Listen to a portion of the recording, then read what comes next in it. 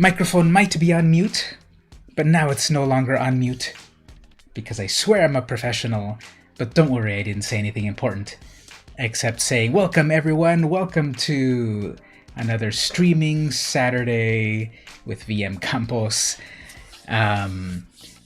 We're gonna do the usual, play some arena to earn some dailies. We're going to climb the ladder a little bit, perhaps play some draft. We've got two types of drafts, Cube Draft and Premier Draft. I also have like a weird Ashiok Brain Brawl deck that we can try out.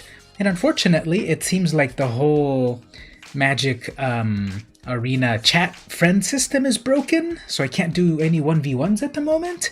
I don't know, something's broken.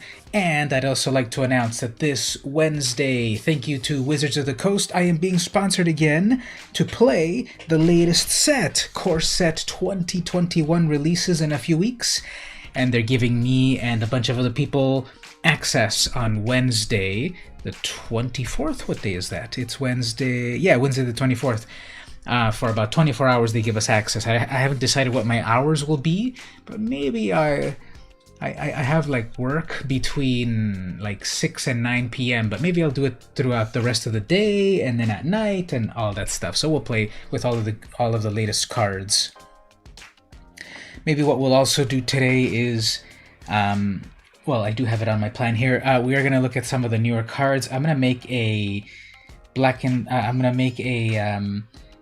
cat and dog deck. A cat dog deck. Remember that old cartoon? I'm gonna make a cat dog deck for that event. You know, all of these cats coming together, joining with dogs, battling my opponent. That will be my goal for the early access event. Because after all, you have to say, do you want to meme or do you want to win? And I want to do both, but I mostly want to meme. Now, Twitch says that my stream is excellent, but then when I preview my own stream, it looks like a garbled mess of vaporware. And I know people love that aesthetic, and I do too, but why does my stream look so bad? And then over on YouTube, I guess it's fine. How's everyone doing in the chat so far? Is it looking okay? Am I sounding okay? My voice is finally working again. Everything good on my streams. My unified chat system's also acting weird. I'm not seeing everyone's chats at once. I have to look at two different screens here. Like, I tell you, this gets harder and harder to do. I don't know if it's if I need to update my thing. Looks fine on your end on YouTube. Okay, that's good. That's what I like to hear. YouTube, though, is saying my audio stream is zero bitrate, but I doubt that. YouTube's just weird. And then over on Twitch it does look pretty bad, but I guess we'll live with that. Okay, so let's do this. I'm just about to get to today's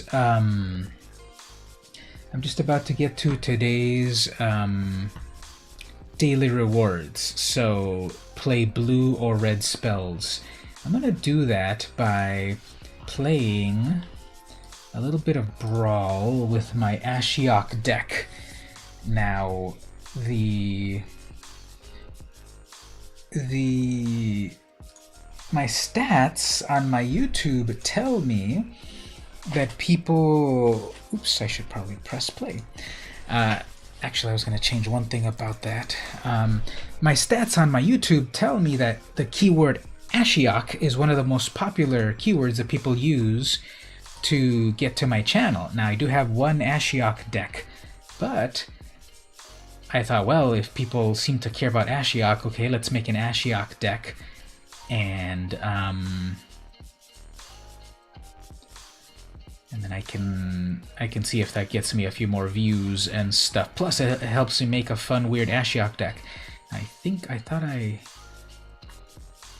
Oh, here it goes, Mind Rack Harpy. So I'm going to replace that. I was going to say Phyrexian Arena, but that's not in Standard. So what am I going to replace this with instead? How many creatures do I have? 17 creatures. I guess that's okay. So the big idea with this deck is just, it's like every Ashiok Planeswalker plus every Nightmare card. So, you know, I'm limiting myself that way, but I love stipulations. So I guess I'll just add some more removal, just a little bit more removal. We'll put a bacon to a pie for one more removal. So we'll see how the deck works right here. I played it like 5 times, and one time it won, even though the game was far from over, but my opponent was like, I can't take it anymore, Ashiok is tormenting me too much. So then they quit. Then I played it 4 other times, and I just didn't feel the deck was working that well. But, you know, maybe we can fine-tune it. The problem, of course, is having a good card draws and all of that, and I think this is good, because turn 1 Banehound, turn 2 Funeral, and then we've got the Price of Fame eventually. Turn 3, definitely Ashiok to then start to mess with them. So, here we go. Turn 1, Nightmare Hound, which I think now is going to be called a Nightmare Dog, after all dogs have become there. Hey, they're really evil.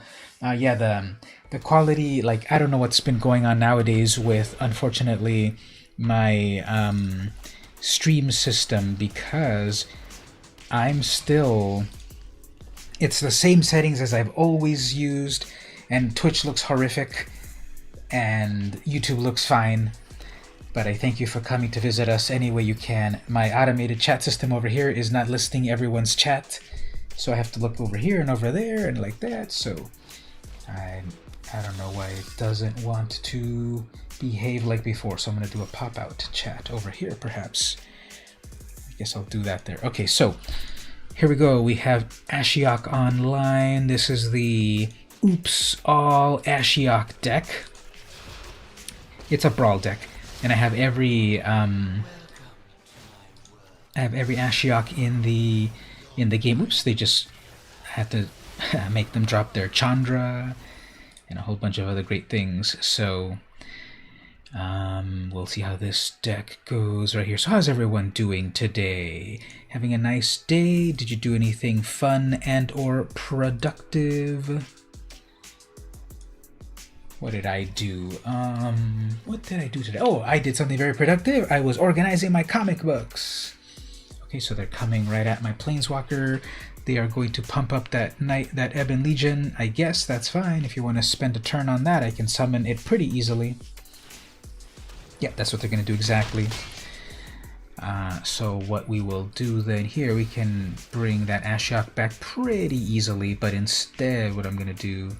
Oh, they have one more red mana. That means that they've got a shock in hand. You've been working on your 3D animation class from Udemy. Udaman finally got to learn rigging using bones. That sounds really cool, because obviously if you can get rigging working very well, then you are able to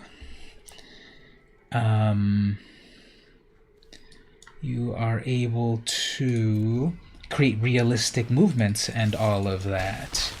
So Adobe Animate has a basic version of Bones, and I'm pretty sure over on Blender it's way better. Okay, so they're going to try to ramp. That's fine. They have a Stomp, sure. And they're going to attack with a 1/1, do not care. Okay, here's what we can do. Cavern Whisper can mutate.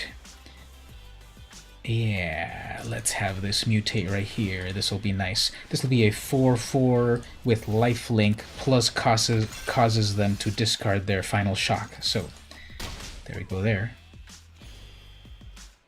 I've got 5 mana ready for Ashiok. They're 3, 4, 5. They're about to summon their Obosh, which we don't care, because then they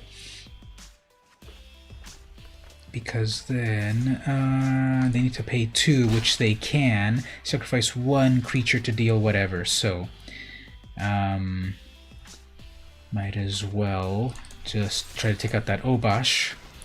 They might weaponize it. 2 damage. It's only going to be 2 damage because Obosh won't exist anymore to do the 4 damage to my Whisper.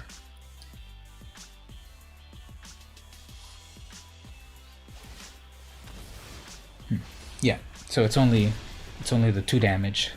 Do not care. They might have done better to sacrifice their Footlight Fiend, because that would have done the 2 damage plus 1 damage. No, it wouldn't have been enough. Never mind. Okay, so 1 more Obosh. Okay. Do I have more removal? Maybe not. But let's do another mutation right here. Let's put it under.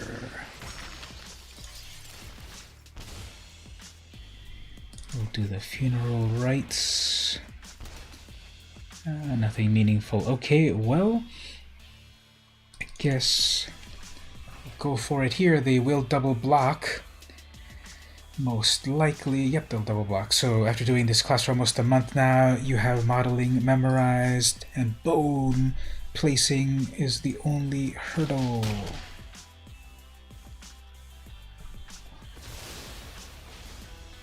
Yep, so my little guys had Death Touch, so they double blocked that, but Death Touch is a thing.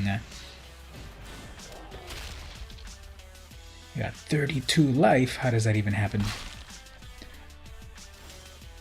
And then I'm kind of flooding. Okay, well,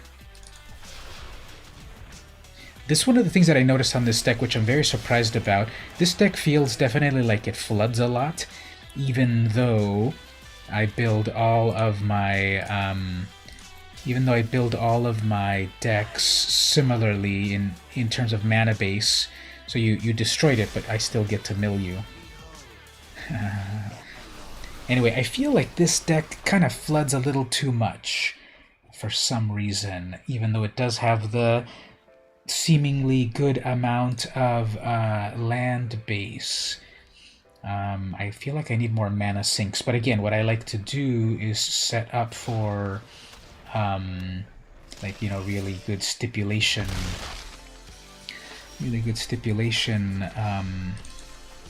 decks.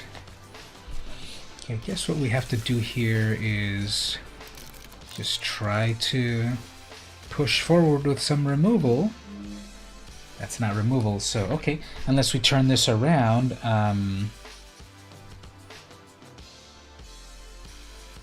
I need some removal.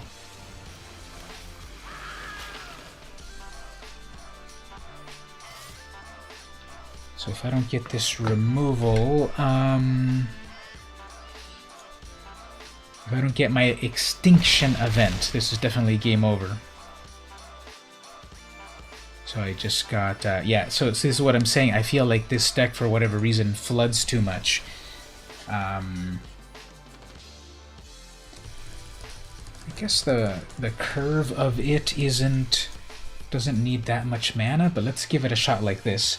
So I played that deck for like 6 times or so. It's really only won once because a person just got really triggered, I guess, or tilted. So usually from what I've seen, you do want like a heavy land base on Brawl decks, but I don't know why it just feels like this deck really floods. So, okay, I'm going to pull back 2 lands, and then that way we can... 627, huh? Actually, wait a minute, that's the thing. I had more. Anyway, okay, so that will mean I need more removal. I'm fine with the creature count, but as we saw there, we just had a lot of creatures getting in, so Cry of the Carnarian will be one of these mass removals. What are other mass removals in black?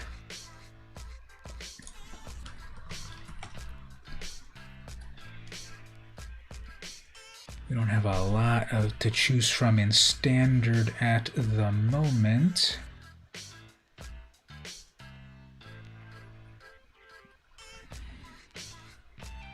Oh yeah, Ritual of Soot. There we go, those are the 2. Okay, so a couple more mass board wipes. I'll try it one more time. I already got the reward for it, but again, I'm just trying to make this Ashiok Brawl Planeswalker deck. According to my stats, one of the number 1 searched searched terms on my YouTube channel is Ashiok. So let's give the people what they want. What do I have here? Nothing meaningful, nothing until turn 3. So if we can get something better, that is adequate. Okay. So I'll work with that. Command Tower, turn 1, Banehound, turn 2, Castrol Vantress to get my mana base correct, turn 4, land. After that we can get the Dread Presence doing its thing. I guess I can go with an untapped land for whatever reason. And we've got the 2 mana Cheville. Okay. Okay. That will work for me. I'm gonna start the Ashiok party over here. Yeah, got a bunch of good stuff out of their library.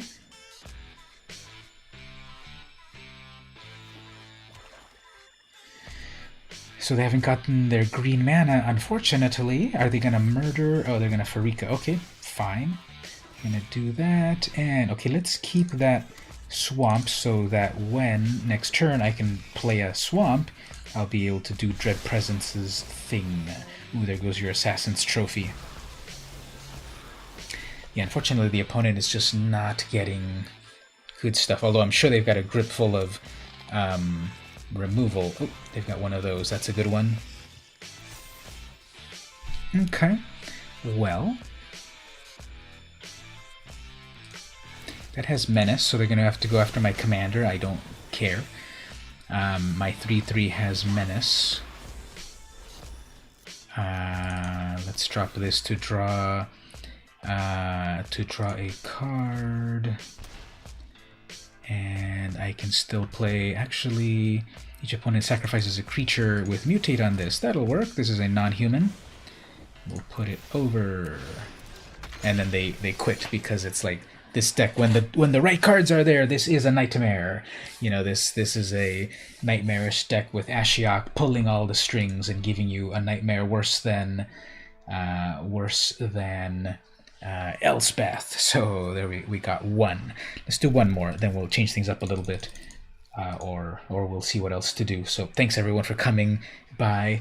Don't forget to check your points. And if you'd like to earn some arena cards, you can redeem those points. Check the description for the command. Check the stream description for the command. So Corsa 2021 has been fully revealed, and now we're starting to see cards for the next set, Jumpstart. Although that one is mostly not standard legal, right? Jumpstart isn't standard legal. It's historic and stuff. I get to go first. As long as I get one blue, I'll be okay, but I don't really have anything to do until turn 3.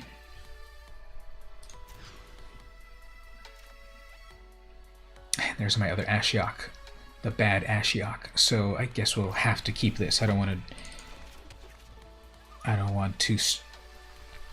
to mulligan anymore, but I don't have any. This is going to be a vicious. Oh, it's a Cauldron. Okay. So they're going to have their Sir Conrad set up perfectly. That's a pretty big one. I don't think I want it, but I don't think I will be able to get the 6 mana very well. Third turn, I can start to, I don't know, third turn I can try to ramp with, well, third turn I can Cry of the Carnarium to get that Cauldron Familiar out of here, or I could set up the Lantern for ramp, or I could draw 2 cards. What do we want to do here? Carnarium to remove that cat,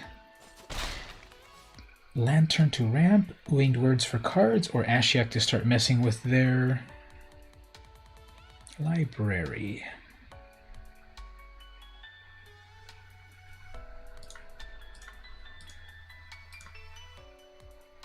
The big idea with this deck is to mess with them on the it is to mess with them at the library, so guess we'll mess with them that way. You're gonna look at my hand. Well, I'm gonna mill you for some good stuff. There we go. Even if they attack my Planeswalker instead of me, you know, my Planeswalker can take it, so we'll do that. Next turn was okay, Banehound. That is just fine, Sonny. Go after my Planeswalker if you want. Whoops, that's some good stuff. Okay, so if we do one of these, then we can do one of these. That's 1, 2, 3, 4, 5, 6. That's 6 mana. I can bring out my other Ashiok. So, unless I get, of course, hand disrupted. I can draw 2 cards. Each player mills. Put target creature card from a graveyard into the battlefield under my control, which I'm not there yet, and then gain control of all creatures. So I'm not quite going to have a way to defend that. Ashiok. I need some defenders.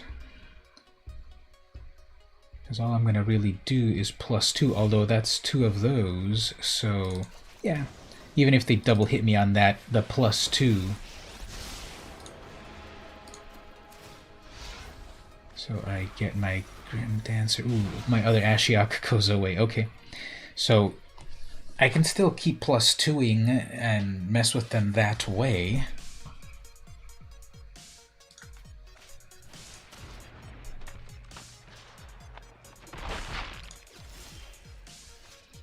Okay. So I'll keep doing a little bit of this. So I get to draw my card, but they don't get to draw their card. Okay, so I don't know, this is just totally messing with them because it's like they're coming after my Planeswalkers instead of me. I can live with that.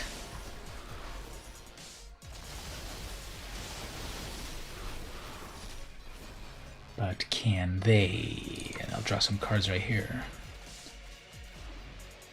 Alright, so now I have 2 Planeswalker targets, and they have weak creatures. So actually their Sir Conrad is coming in, so well, I've got the Blood Curdle for that, so that'll be fine. Oops, that's a big one. So that will be Blood Curdled.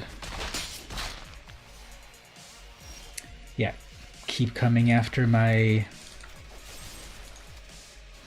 Planeswalkers instead of me if you want.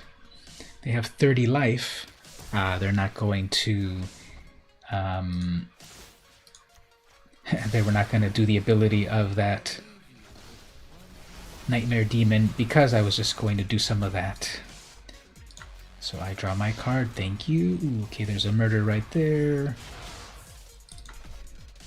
That'll be 3, 4, 5, 6, 7. Do I have 7? 1, 2, 3, 4, 5. I only got 5. Actually, I have 3. 1, 2, 3 plus only that. Well, I think I'll be okay if I bring out 1 creature now. Menace, lifelink.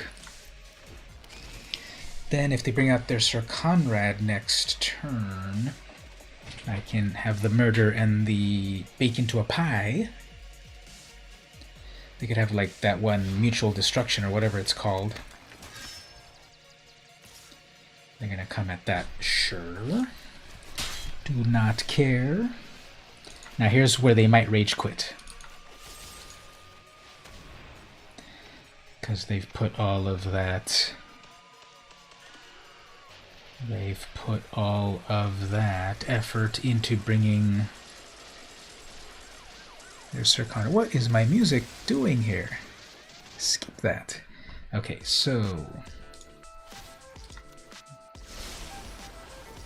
they put Conrad into the graveyard, but then Ashiok still exiles it, or they go back to the hand, so GG on that. Anyways, let's bring out a card here, mill a little. Ooh, there's the Bolus of Citadel. You hate to see that. Okay, so let's gain a little life over here. Doesn't matter where it is on top, which is the scarier one. A Hemophage, I guess. Then we'll keep that bacon to a pie. Are they going to double block that?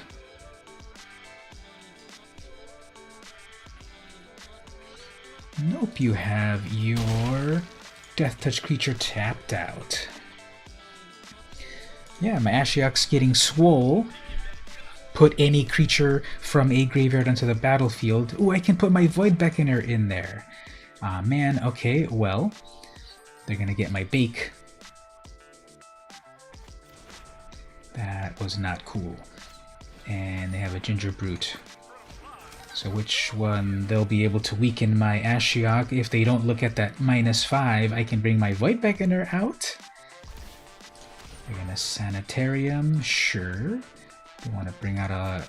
Oh, they got it out of the graveyard. Okay, so one on that, sure.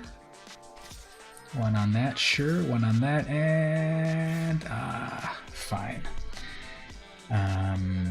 I guess what I can do is... Can I scry that? No, that doesn't scry, that's 4.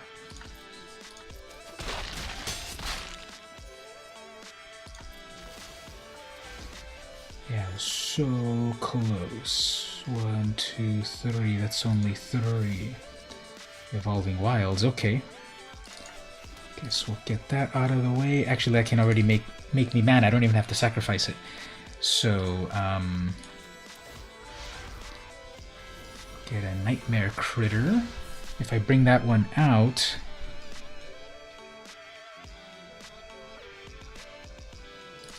Yeah, we'll just keep bringing our Ashiok. Rinse and repeat. So much good stuff. And then I guess I will bring out a 4/5 and have to give something Death Touch. They get to put it. They get to put it where they want. They'll put it to their lifelink or something. Got a notification here. Oh, okay, yeah. Yes, so the game Mist definitely. Oops. The game Mist definitely was one that back in the day definitely was like rocking the world. There was Mist, then there was that totally shook the game industry. There's like a great documentary about Mist on YouTube that people should watch. It's not that long, but they talk about the people that created Mist. You know, yeah, the company Cyan and everything. Cyan, however you pronounce it. Cyan, I guess. And they talk about the creation of that whole open world of Mist and stuff. Look at that. They totally hate my Planeswalker so badly. They hate my Planeswalker. Deeply. So that's fine if they do. Anyway, so then there was Mist, and then there was Ritual of Soot, and then there was yeah, well, you know, when people see a Planeswalker, they freak out, and this deck really is all about like just really messing with them, like awakening their nightmare. How many cards do they have? They have 9 cards. They have 9 cards in their deck. Beautiful. Are we gonna mill them out?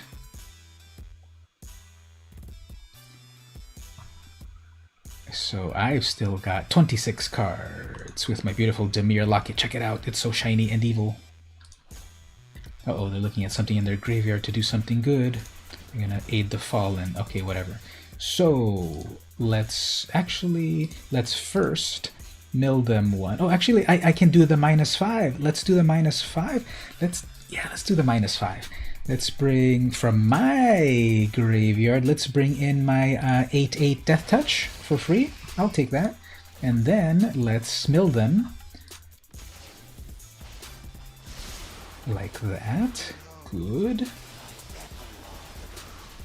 Then drop a land, and I can play my Ashiok again. And then we'll mill them again. They have 1 card left in their library. Yes. And then I'll drop a Locket. So that came together pretty fun. Double Ashiok. Unfortunately, I dropped my other Ashiok in the graveyard at one point. my Nightmare Muse, I think the strongest one of all. But as you can see here, I went with the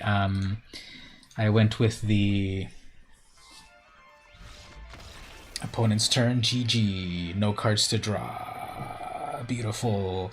So I went with the 3 mana Ashiok to be able to recast it over and over, as we saw here.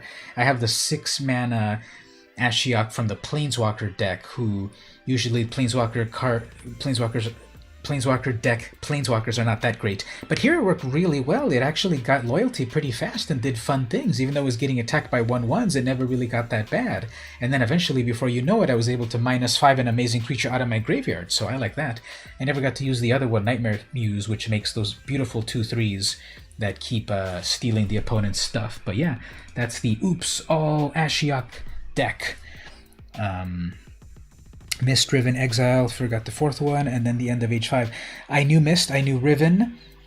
I don't remember Exile either. And then Real Mist in 2001. What's the what's the thing about Real Mist? It's like real. You put your face in the game and then you can go through it. That's what I would assume. Let's do one more Brawl with this, then we'll change things up. Thanks everyone for coming to hang out and playing a little bit of Magic, watching some Magic gameplay. We are going to do also like, oh man, Nicol Bolas, so how do I get rid of that?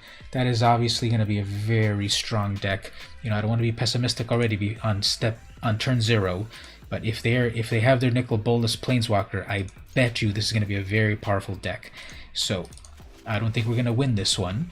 And yeah, that's being pessimistic already on turn 1, turn 0. Like, people that they know what they're doing. If you have a Nicol Bolas Planeswalker, you know what you're doing. So let's see if we can do some stuff. If I can go to my next turn and summon an Ashiok.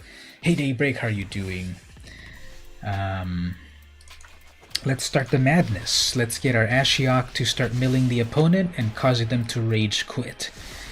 What did they drop? Ooh, some really good stuff. Really good stuff. Sorry about that. So, Real Mist brought 360-degree look around and aspects to it. Oh, cool. Oh man, Bedevil. Okay, so they wanted to get rid of that as soon as possible, but I'm able to summon it right away, so okay. You did that, but actually, nope. I don't have an untapped land. That'll come in tapped. These are land. That's not a land. Okay, well, fine. Let's set up with a presence. Then if I have some swamps, I can simply draw cards and do good stuff. But let's see here. They're getting closer and closer to that Nicol Bolas. Vizier of Who Cares. Here is my Planeswalker again. If I didn't have that tap land, I would have gotten my Ashiok out already. And we do some of that. And we pass. Okay, let's see if they're on perfect curve and they get their 6th land. Yep, they're on perfect curve. Here comes Nicol Bolas. They're going to destroy my presence or my Planeswalker.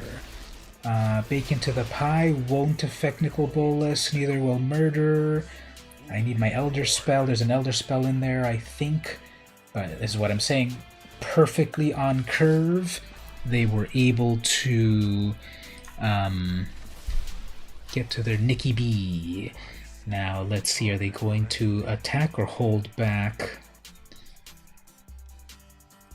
They'll probably attack with the what? With their Death Touch to my Planeswalker. Oh, they didn't attack. Okay. Fine. I can do this instead. You draw a card and lose a life. Nope. Drop a swamp, so kill that. Right there. I guess I could have done it directly to Nicol Bolas as well. But I guess we'll do it this way.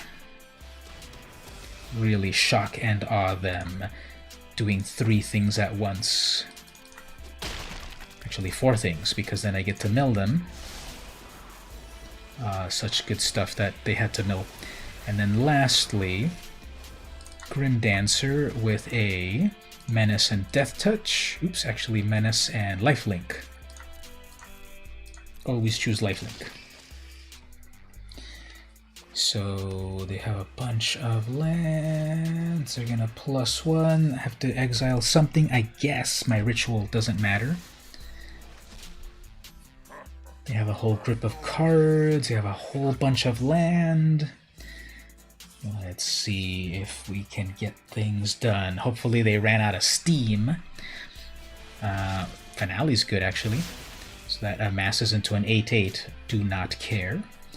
And then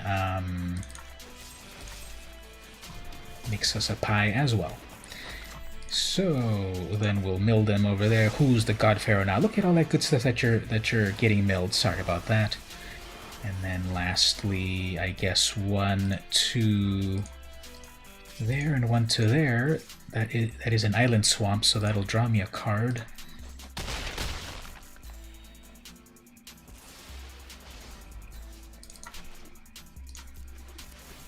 So draw me 1 card. There we go. Ooh, Heartless Act. Okay, so that will, if they've got any they haven't summoned in, well, I was gonna say they haven't summoned any creatures, but that Vizier was the only one that made like a poisonous army. Who cares? And here they have 3, 4, 5, 6, 7. Is that enough? 5, 6, 7? Yeah, that's 7. Instead, they're gonna play it safe by having some blockers for their Nikki Bolas. Amass 2. Then the army you amass deals damage equal to its power to each non. What's the order to do this? First it amasses, and then it's going to become a 3/3. So if I kill it now, it'll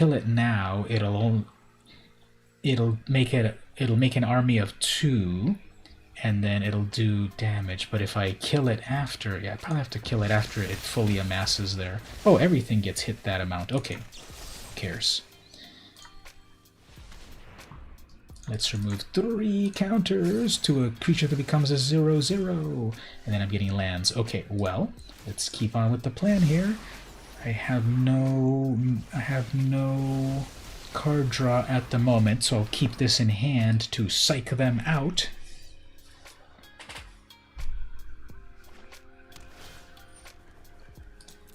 I could eat that food. If they bring out their Nicol Bolas, I guess I could sacrifice my food. Okay, they will do that. Fine.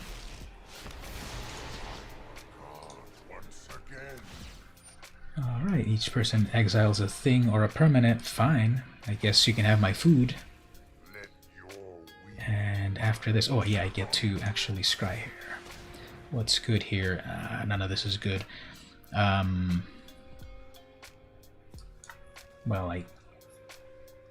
nah, it's too much of a combo. Well, that's actually a flash creature, so I don't think that's really gonna be good, but yeah, we'll keep it. So that is a flash creature that also lets me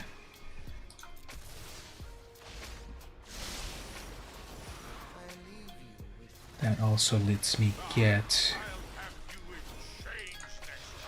Angrath yelling at me from beyond the grave.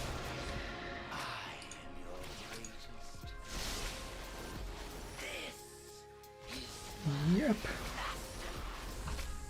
They have 10 cards in hand. Okay, they've got to do their -3 onto my Ashiok, because I can do several more activations and then they will be milled out. Yeah, they're going to choose instead to be greedy. And so I guess what we will do, a land. And they got a Liliana. Okay, fine. I guess they have stuff that they could do. Ooh, that's nice. Just have to figure out when to do it.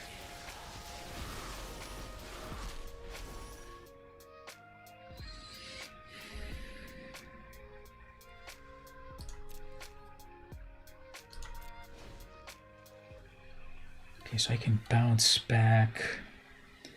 I guess what I can drop is an Ashiok. That amasses 2.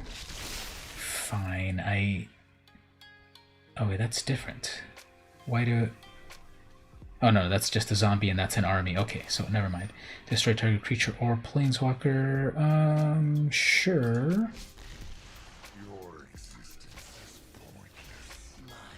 And then what can I do here? What can I bounce back to the hand?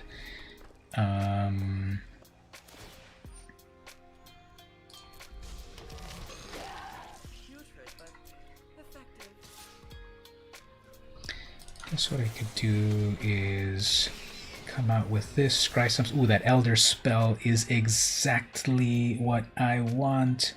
Void Backbiter do not need. That'll work.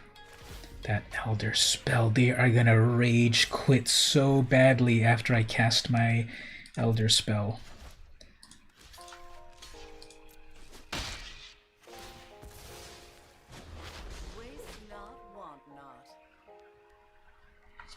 Don't tell me they have... Okay, Overseer. Whatever.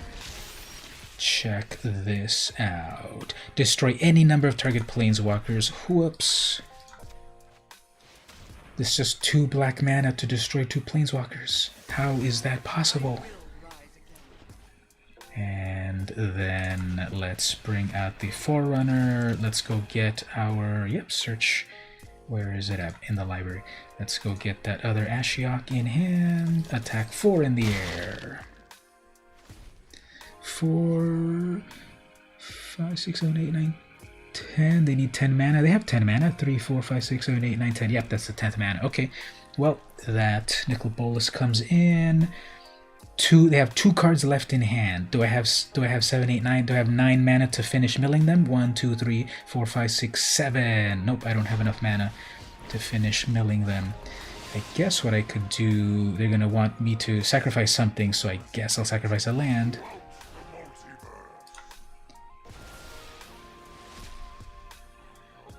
And I guess I have to take out their Planeswalker. 3/3 Menace.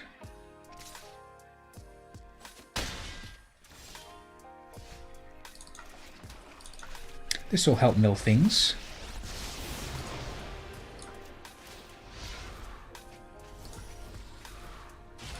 That's a good game on that, right? So don't even need to attack. This Nightmare Ashiok deck is kind of fun, kind of evil and kind of fun. I am gonna make a video out of it. You all got to see it at the moment. I'm gonna put it on my Discord if people want the deck list. Let me know how you would improve it. It's, as usual, my decks are very stipulation heavy, and so there is not every single amazing card that could go into this. Of course, the big idea is there's some nightmare creatures in there. Let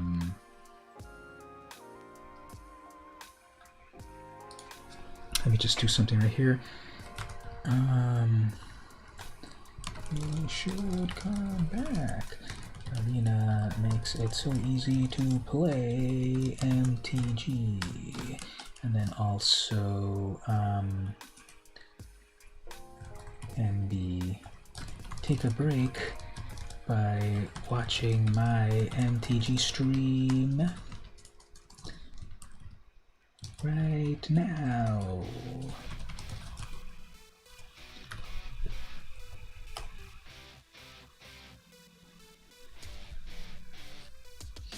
Okay, so I was gonna put on to the official VM Campos Discord. Let me put this list right there. Again, you can check it out and see how you would improve it. But that's that deck right there. Okay, let's start a draft and play with some of these Ikoria cards in draft. So where do we have it? Traditional, historic event, standard event, draft Ikoria, quick draft. Ooh, Rivals of Ixalan? Rivals of Ixalan draft. Remember that classic vintage remember that classic vintage set from like 20 years ago, Ixalan? So you can apparently draft it. But I want to do some Premier Draft. I want to battle people. So let's play people. Let's play some IRL in real life people with some of this draft action.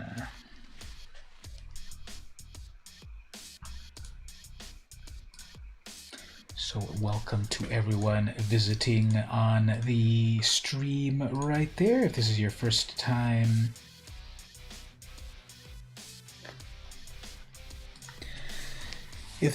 visiting the Ixalan was 2017? Nah, it was like 1997, wasn't it? I haven't played Ixalan in so long, it feels like it was from the 90s.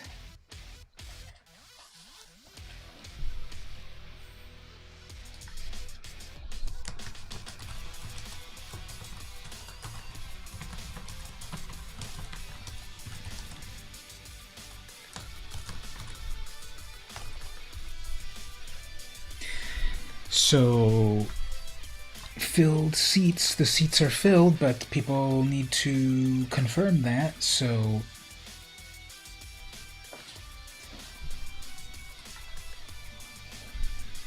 hopefully we get some fun creatures to mutate onto.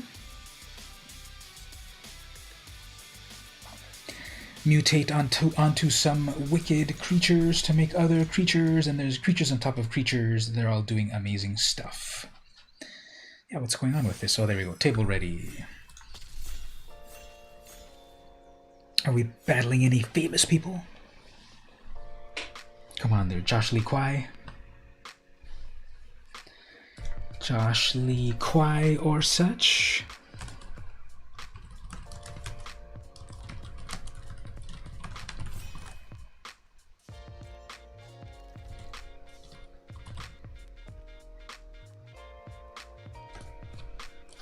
Alright, so what are we going to do here? We got the Ozolith. Supposedly the Ozolith is not good because it doesn't... Ooh, there's that Flourishing Fox turn 1. Am I going to do the stereotypical cycling deck? Because I got Flourishing Fox right there.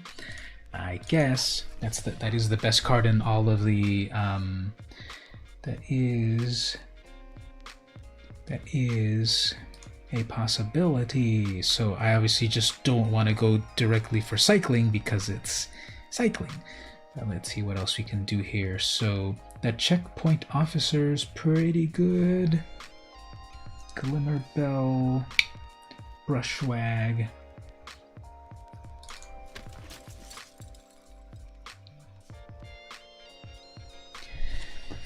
So there's so many new cards being published at the moment.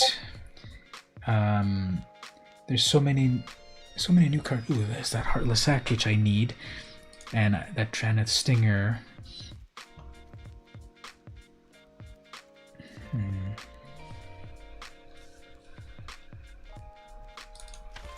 Let's go with Boro Cycling again. We'll see how that comes together. I think as more people have played it, more people know that Boro Cycling is the best deck, but that means that people are obviously going to take those cards first. So it's dangerous to completely think about grabbing those cards. See, no one took this Heartless Act. Everyone's... And this is another Void Beckner that looks like the exact same pack. But, if I were to cast the Cycling and the Raking Claws... Okay, I guess we gotta do... Guess we've got to do the...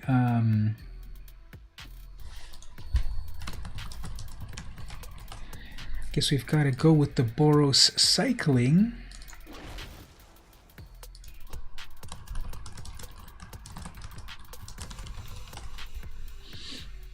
Okay, so we can do that, the solid footing, the blazing volley.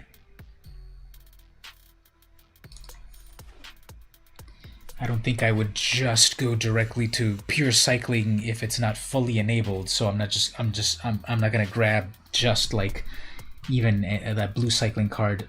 I'm just not gonna go directly to the cycling cards just because they're cycling. All right, the magistrate blitz. Guess it's time to bring in some big creatures. Although the magistrate actually I think would be useful. Solid footing, piercer. There is the crag. I think lands are going to be important too, so we'll grab that. Okay, people wheeled this back over here. And they're passing it all pretty good, so okay. We're gonna have some cycling stuff happening, but also some real creatures. So we'll be on the lookout for some real creatures to bring all together. What does everyone think about basically two sets coming out at the same time? We've got Core Set 2021 coming out, and then literally a week later we have Jumpstart coming out. Now Jumpstart I don't believe is like why do they have a plain old land in a pack? Is that even real? Anyway, I don't think Jumpstart is actually going to be like a real set, sort of. I guess a crystal.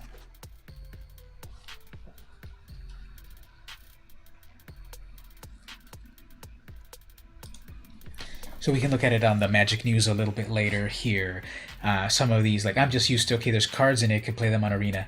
But something like Jumpstart is, they are going to add Jumpstart to Arena, but it's going to go directly to Historic. So hopefully that means Historic Brawl. That would be so amazing if they keep Historic Brawl permanent. They had Historic Brawl on Friday, and I just loved it. I played as much as I could. I had my Elenda deck. Doing vampire stuff. I had my Ulamog Brawl deck, which was fun. As soon as you're able to cast that, the person concedes, even if they've got 50 life, because you get a, what's Ulamog again? An 11/11 or whatever, indestructible, that as soon as you summon it, it exiles 2 permanents, including lands if you want, and then every time it attacks you mill the opponent 20. People just totally rage quit after that. Now of course you can deal with it with an exile card, you know, not a destroy card, but with an exile card, and then you can also lock it down with pacifism or capture sphere. So I don't know why people are so scared.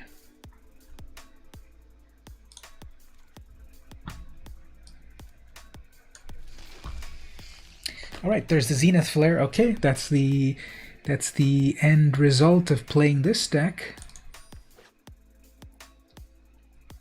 So pack 1. So Flourishing Fox. I got so many Blazing Volleys, which is amazing because if I have 3 of them, I can do 3 damage to all 3 of the opponent's creatures. Raugrin is the colors that I need. Okay. I can do the Blade Banish for a big creature. I can also do the Auracorn as a 4/4. I guess. Let's see if that Auracorn wheels. Light of Hope, Snare, Tactician, for some cycling action, another Dranith Healer, or Stinger. I want both of those. I want that Tactician and that Stinger. See if it comes back. So who are my opponents here? We've got Magyarro as a Garuk. We got Kickass 090496. Write that down. That is obviously their birthday. As a Liliana. We have Phil as Nicol Bolas. Filthy 52386 as an Army. Soulbush as a Karn. Danris as a Aurelia. And Mighty Goat 88 as a Chandra. And then me as usual as a... Who I want... Oh, there's a third stinger. This is with real people now. Yes, they have started to do real people draft now. Although it costs 10,000 gold to play one game, or 1,500 gems.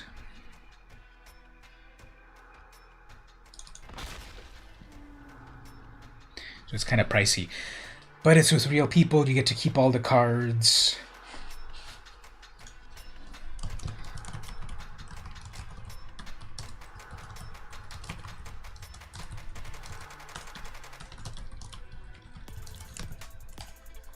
You get to keep all the cards, but it's a little pricey. But that's how you play real. See, when they finally... You know, I feel that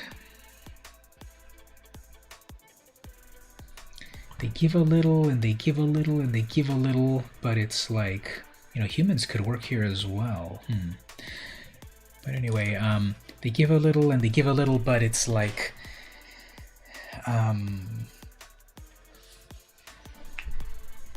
obviously I don't want to be greedy, but the ultimate way is real person draft.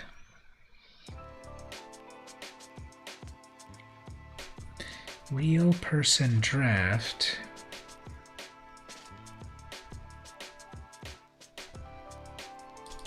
Best of 3, because this is still stuck on single. I got kind of a human thing going on as well. That's good. So real person draft, best of 3 with sideboards. That's real magic. Even though, you know, people have been saying on podcasts, yeah, like best of 1, it's just its own format. That's true, but I just wish that they would give like every possibility of how to play so that Auracorn did come back. Anyway, so my dream is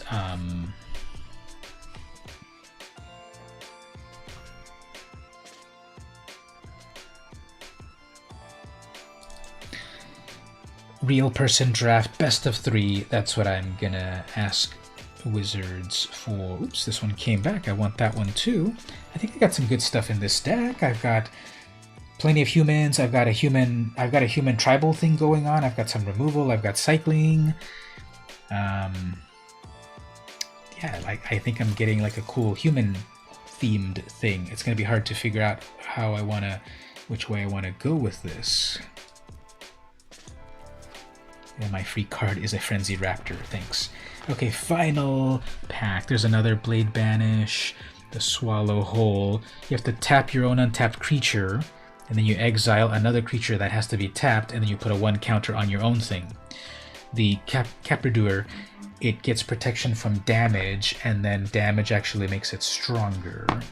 The Tiger, it's a 3/4, gives a human +2. I have lots of humans. And then the Cloud Piercer mutates. I think I have at least 1. Although the mutation's not amazing. Although that's a 5/4. But I think I need a flyer, so I'll grab that Tiger.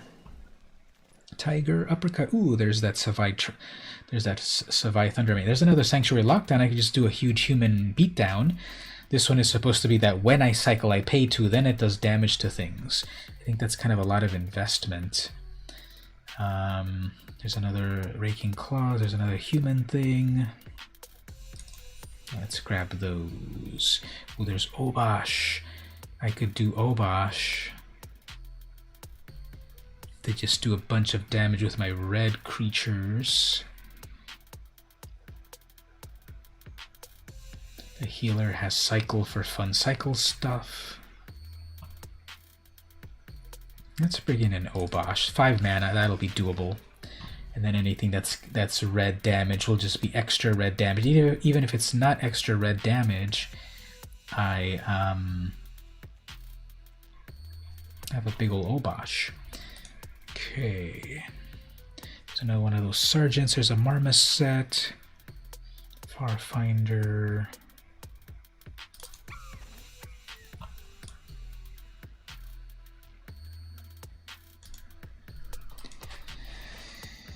We also have Cube Draft, which is also with real people, although I believe that's for a limited time. So not everything always, unfortunately. Yeah, getting some cool removal and everything. This will be hard to pare down to just to the good stuff.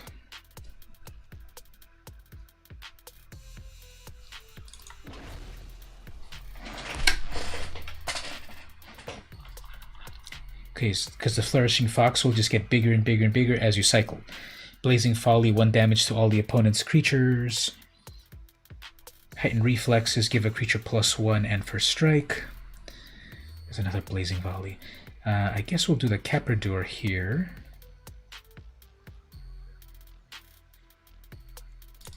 As a flyer. Heightened Reflexes +1 and for strike. All right, just a minute. There's another Sergeant for my human tribal theme. Checkpoint Officer locks down their creature, very annoying. Divine Arrow, 4 damage to their attacker. Drannith Healer, 2/2 when you cycle, gain a life. Drannith Magistrate lock down their companions and a human. Drannith Stinger, 2/2 when you cycle, deal 1 damage to the opponent. Fire Prophecy, deal 3 damage. Throw a card back. Perimeter Sergeant, 3/2 when this attacks, other humans get a +1.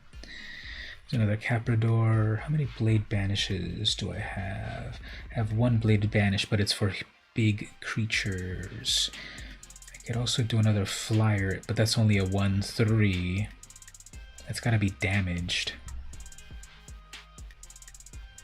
We'll put another one of those. And over here, there's the Raking Claw, which is good, or the Shred Sails. Yeah. There's another Crystal to cycle, or Mana Fix. There's another human. Yeah, got a lot of human stuff happening here. This will be cool.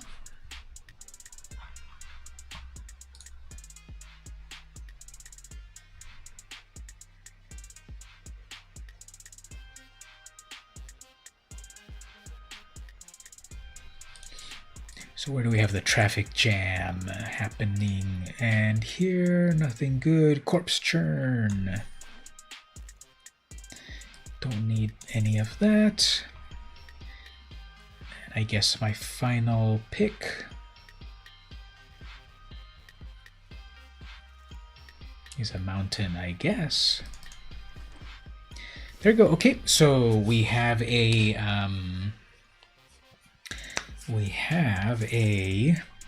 pile of cards, and I'm going to put the Zenith Flare as my card art. What back should we do here? So I ask this every week, but well, I have the Boros sleeves actually, so we should probably do Boros sleeves, right? Or what do people think? All of these to choose from here. Boros might be the easy one to pick because it is a Boros deck. What does everyone think? What is the card sleeve that will strike terror into the hearts of my opponents? The one that will cause them to rage quit.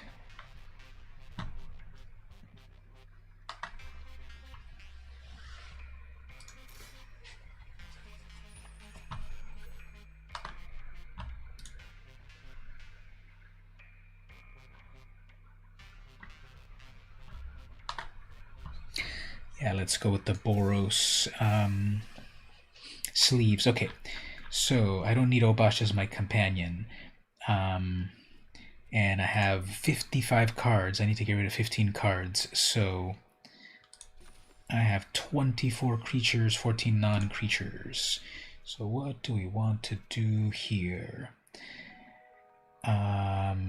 Streamlabs, average, X is amazing. They just subscribed. Thanks so much for subscribing there, actually. Appreciate that so much. Average X, you are not average in my book. You are extraordinary for subscribing. Hope you enjoy the streams. You vote on the underwater one. What is that one again? What underwater one do I have? That one might be cool, because that one right there, because even though I've got like a lot of damage and burn and all of that, it might like really trick them to be underwater. They won't know what's in for them. That'll be kind of cool. Yeah, let's hide our identity by going with the underwater one. Okay, so Flourishing Fox is going to work with a lot of cycling. And let me first remove all of these Blazing Volleys, I guess, because I've got other things, plus the reflexes doesn't have synergy. That's a human, that's a human, a very good human, some removal, that's got cycling. That's a bunch of Perimeter Sergeants. Caprador doesn't really have any synergy, although it's a flyer. Raptor, no synergy. Marmoset gets good when you cycle. Lockdown makes your humans very strong. The Crystal gives you the right color mana or cycle. The Marshal, I guess, don't need that one. It's a 3/3. It makes another human. Blade Banish for a big creature. Zenith Flirt to end the game. Majestic Auracore, I guess, doesn't matter. Yeah, that's 20 creatures that can mutate with life. The Tiger's a flyer, gives a human 2/2. The Piercer, guess not. The Vantasaur has one cycle, so that's 45 cards. Let's see. 44 cards there. So the big dream is to have that Fox turn 1 and cycle and just make it huge. And then we have a lot of human action happening. So if I cut it down just to 2 humans, mostly, we can do all of this cool stuff. I guess the Magistrate is not as impressive as it could be. 43 cards. If you take out the Magistrate, have 1 lockdown, that's 41 cards. Then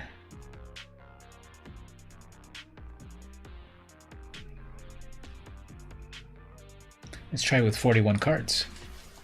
I guess it wasn't incredibly complicated to try to craft this deck because it did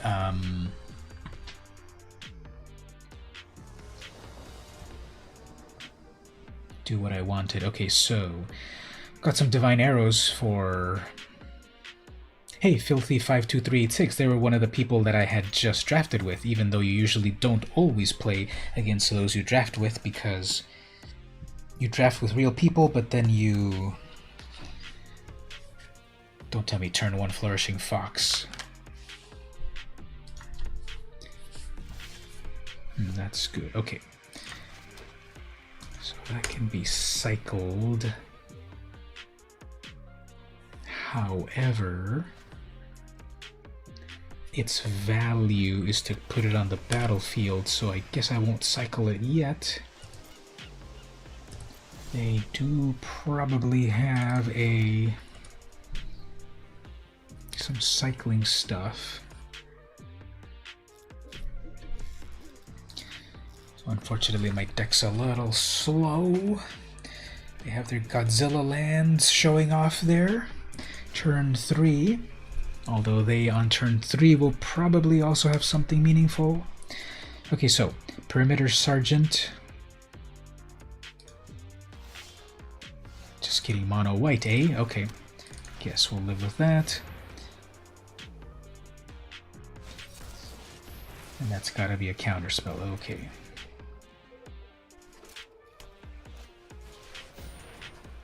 Draw some cards. They have 1 white mana left.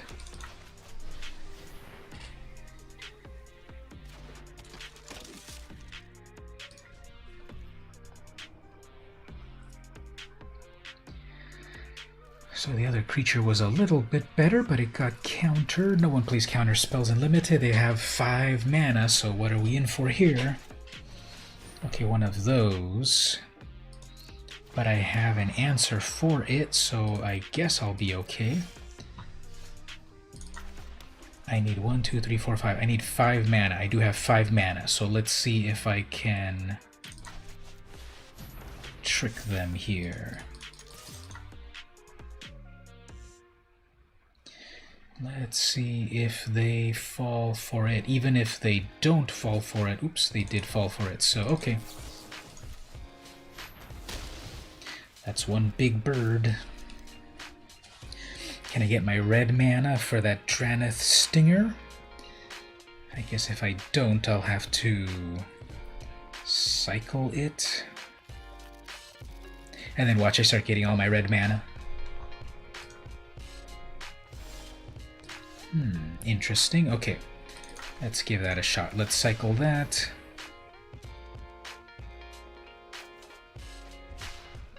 Let's cycle that.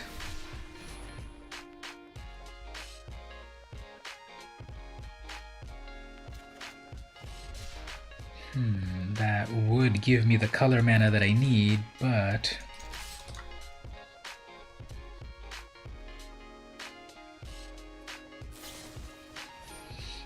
they're destroying my enchantment, I guess, if you want to do that. Yeah, what is this deck anyway? They keep pausing on stuff for them. Tricky. 3, 4, 5. I doubt if I get my red mana, I bet they're full of counter spells, right? Gust of Wind, I guess. 4 mana to draw 1 card. They have 1 blue, which probably, if I can get my red mana, I'll be able to haste in with my Lava Serpent. And instead they will cycle. Okay, come on, red mana. Let's get that red mana. Send me your power. Yes, red mana. Red mana. That's a 5/5 with haste. Oh, snap. Okay. Can they deal with a 5/5? They can probably lock it down or bounce it, I guess. And then, or Blade Banish it. Okay, I can live with that. They tap out. Okay, let's bring out a creature, cycle that to make our Zenith Flare larger. That's a land. That's a 3/6. If I cycle it, that'll be 4 damage.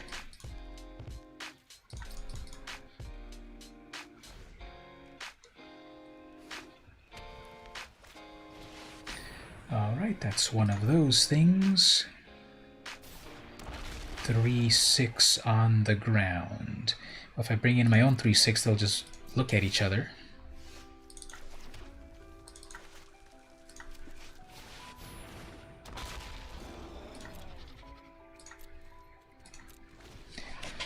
So that's a 3/6 with hexproof. Are they gonna build it up with a bunch of amazing things?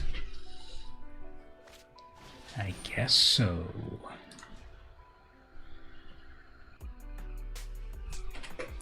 I guess that's their win condition right there, so I'll still be able to block.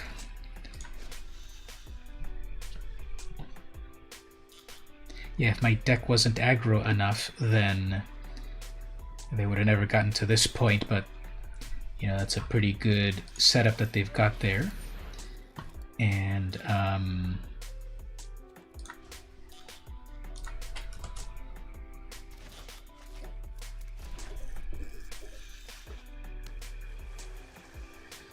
we have a 4/7. I'm not going to be able to race them that easily. My Zenith Flare's only 3.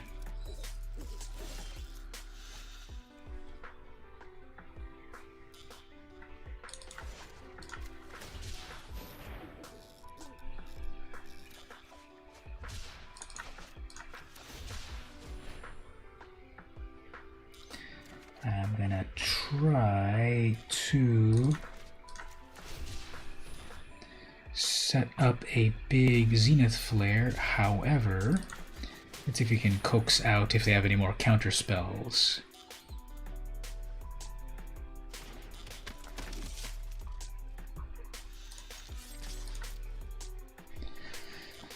So they have 2 of those gusts of wind.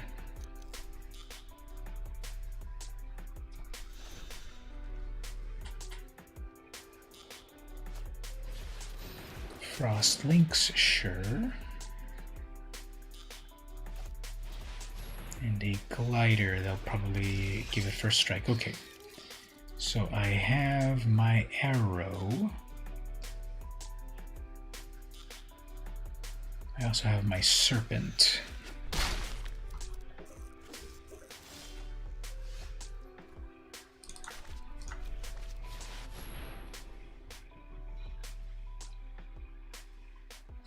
They have one final thing in hand, which will, in white or blue, will probably be some sort of bounce spell.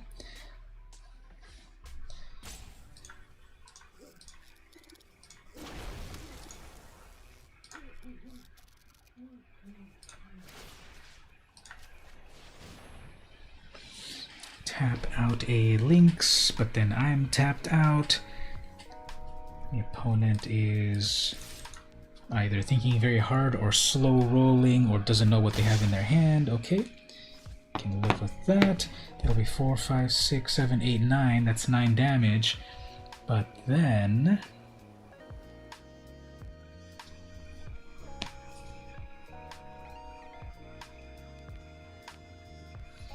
what I could try is try to summon the Stinger. Okay, there's another one of those. That's fine. It's going to come in with flying.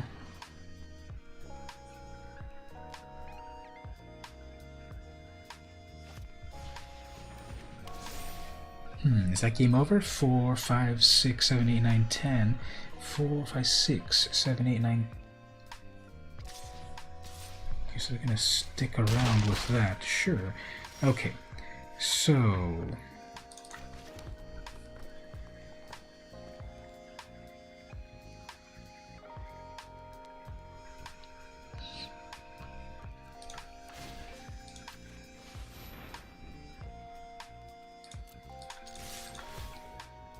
we have one blocker.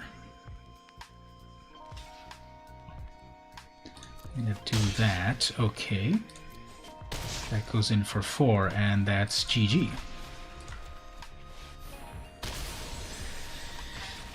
Alright, that came out of nowhere. Sorry about that. Filthy 52386. That came together at the final moment. You had only one blocker, I had 2 attackers, you took the final damage, and the Zenith Flare was tremendous. So there we go. That is the first win of the oh,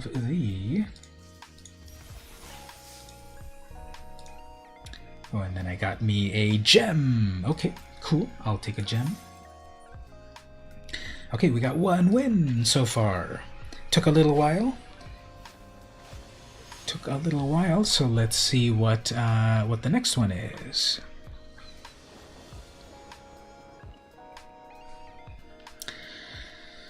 Okay, so Crag, Officer, Crystal, Marmoset, another Crystal.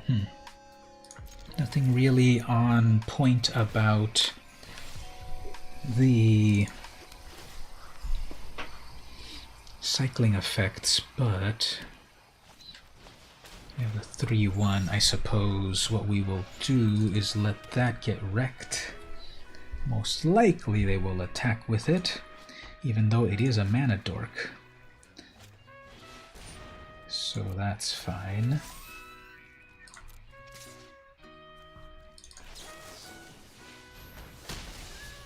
Next turn, turn 3, I can come in with a 2/3 first strike.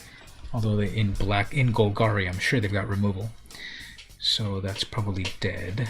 Yep, there it is there. Oh, it's just a 0/1. Okay, I can live with that. Because if I cycle that, it would give it +2 and bring it still back to life.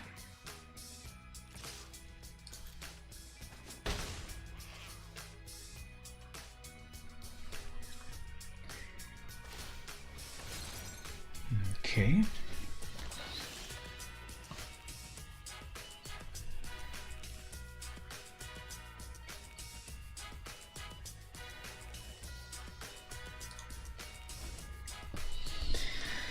Well, let's see about this.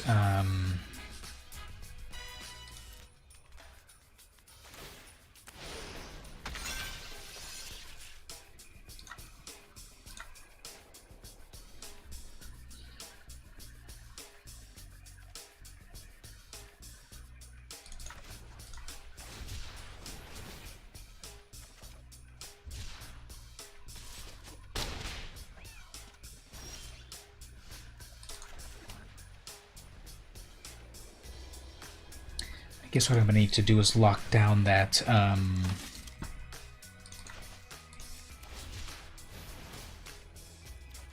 creature. So if they don't take out my checkpoint office,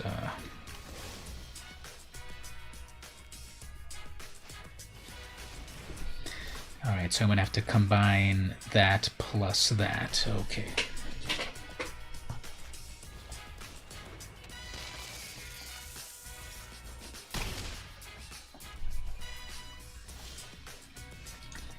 Alright, so need to combine 2 cards to take out that 5/5. Adventurous Impulse, sure. Got a land. Scorps.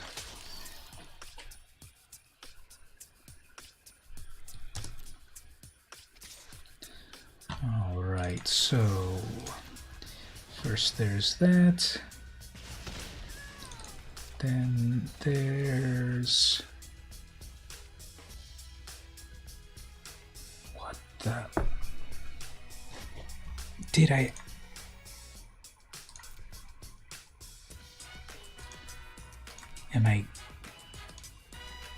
Am I going crazy? Did I throw away my Divine Arrow?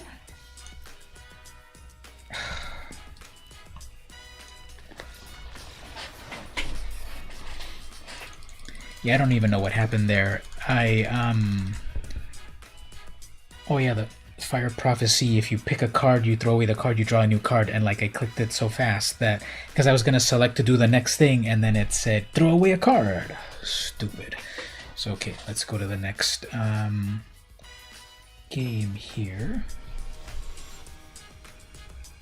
There's no way to come back from that. They had a big creature.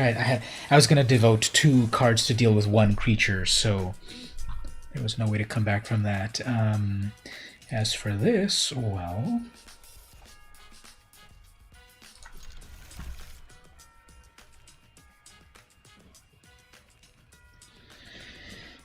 Turn 1, we've got the mountain. I guess I won't cycle anything. I'll have the Fire Prophecy ready or set up a healer. Then we've got the Marmoset. We can cycle the crystal. There's the Sanctuary Lockdown to help that cat. Sure. It's pausing on 1 green, so I suppose that is a giant growth.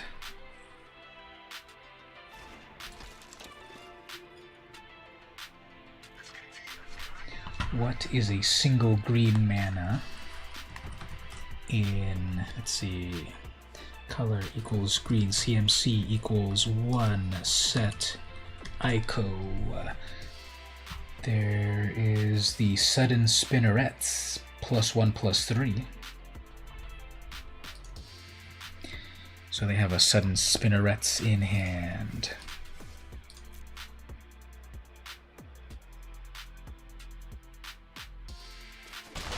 Give a creature +1/+3 and put Reach onto it. So as long as they've got 1 green, which they do. So, okay.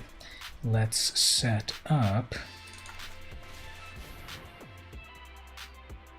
It also untaps, so I can't even attack. Well, I could actually. Yeah, I could attack. Nah, never mind. I'll hold back. I know that they have that 1/3. I don't think they would have had 2 to take out my healer, but might as well just hold off. One of these 3/1s, sure.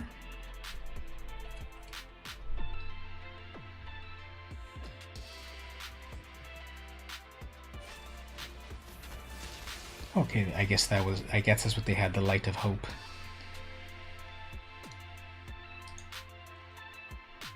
Yeah, they had a Light of Hope. Probably. Okay, so...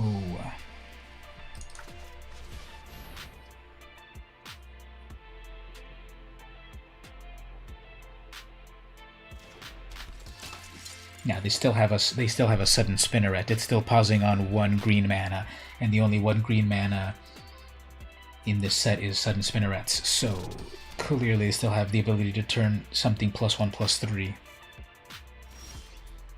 Interesting. Okay. Anyways, guess let's set up some mana ramp here. So double. Let's do it like this. I don't know. This might not be a good idea, but we have to do something before they build up too much of a presence. So let's see if they want to block with their whatever creature. I will Fire Prophecy it first, unless they have 2 of those Spinnerets.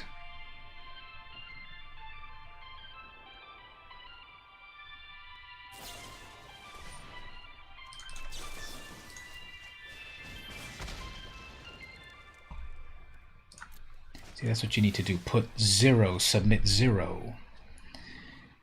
Alright, so now you get a cat and a soldier boy. Alright, so there we go. That's how you do it. They did the order of attaching they're good gaming me. Okay.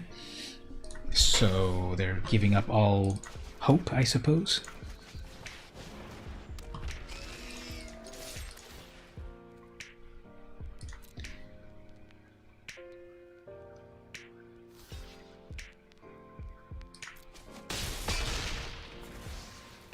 And then they have nothing in hand, so they might just... Okay, that's a 3/1, sure. Can live with that.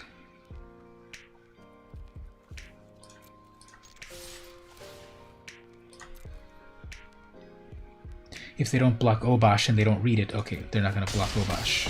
I guess they're like, yep, lost the will to live with just a 3/1.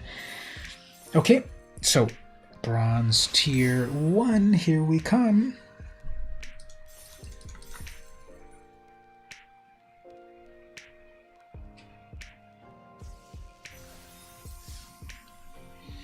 Alright, 2 to 1 so far. I'm going to take a little break. When I come back, we'll keep going. So this will be probably less than 10 minutes. Thank you on that. So we'll say BRB at, what is it? It's 9:30, so I'll be back at 9:40. Just a quick 10-minute thing. Thanks everyone for hanging out. We'll be back in a moment.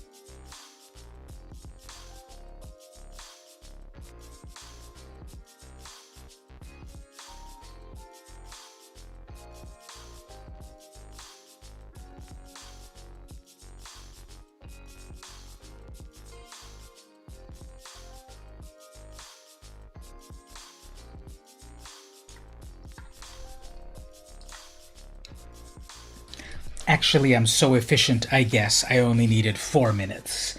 So, yeah, we're back. We're gonna keep playing some draft. A couple of things, though. The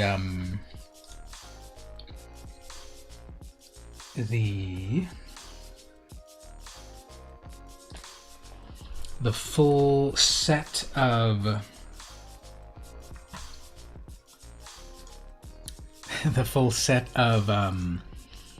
Corsa 2021 is out. Any thoughts on what decks I should craft? I'm part of the early access streamer event, so this Wednesday, thanks to Wizards of the Coast, I am being sponsored to play some Corsa 2021 all day long. And I'm going to be one of the first ones to start to play with the new cards. So what sort of fun meme decks are people interested in me crafting for the event? I, of course, am going to craft a Rin and Seri deck where I'm going to put all the good dogs and cats into it as a Brawl deck. But Fiery Emancipation, yeah, we got to put Fiery Emancipation in there in the dog deck.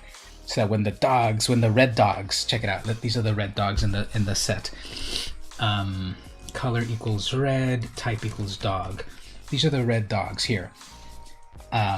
Igneous Cur, you can pay 2 mana to give it +2/+0. So with that Fiery Emancipation, that's going to be 3 times 2. That's going to be 6 damage for that little cur, right? We've got Chandra's Magmut. It deals 1 damage to target player or planeswalker. So again, 1 times 3. 3 damage built into that Magmut. Or really cool here, the Bolt Hound. It's a 2/2 with haste. Whenever Bolt Hound attacks, other creatures you control get +1 until end of turn. It triples. 3 times 3. Yep, math was never my strong point.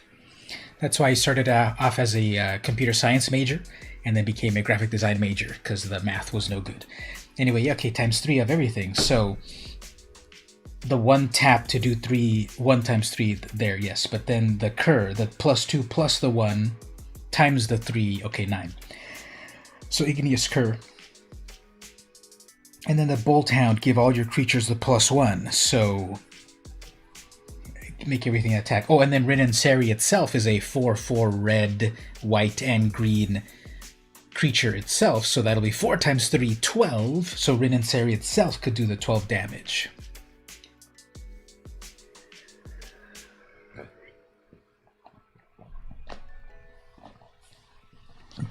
Dog cards are actually becoming a thing.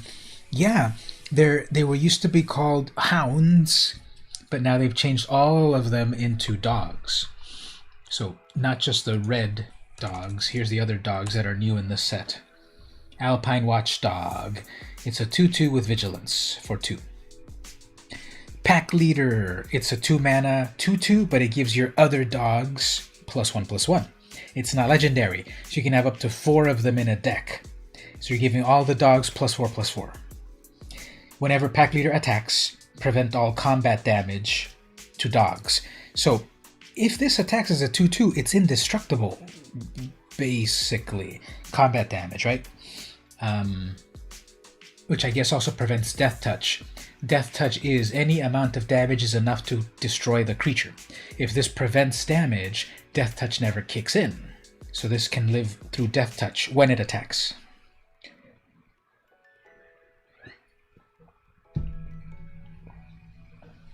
Rambunctious Mutt. 5 mana, 3/4. When it enters, destroy an artifact or enchantment. That's fun. And the Selfless Savior. It is... I love the art on it, but it's the saddest card because you then sacrifice it for something else to become indestructible. So clearly, sacrifice the Savior to protect Rin and Seri, the cat-dog commander of the format.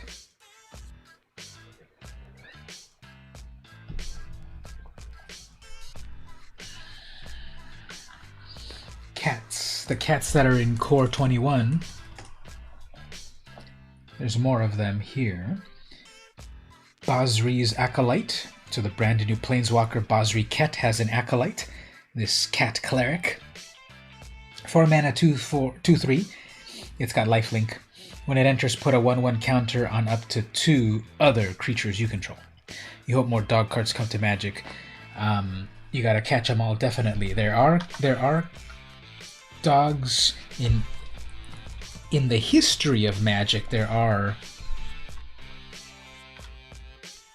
actually also Jumpstart is gonna have some new dogs, but those are not available yet. Okay, so in the history of Magic, there were hounds, and those will all be converted into dogs as well. So there's 76 dogs in the past. But how good are they? I don't think that great. So the future dogs should be better. So we had Dread Malkin, and now we have Pride Malkin. It's a 2/1. When it enters, put a +1 counter on any creature you control, and then creatures with a +1 have trample.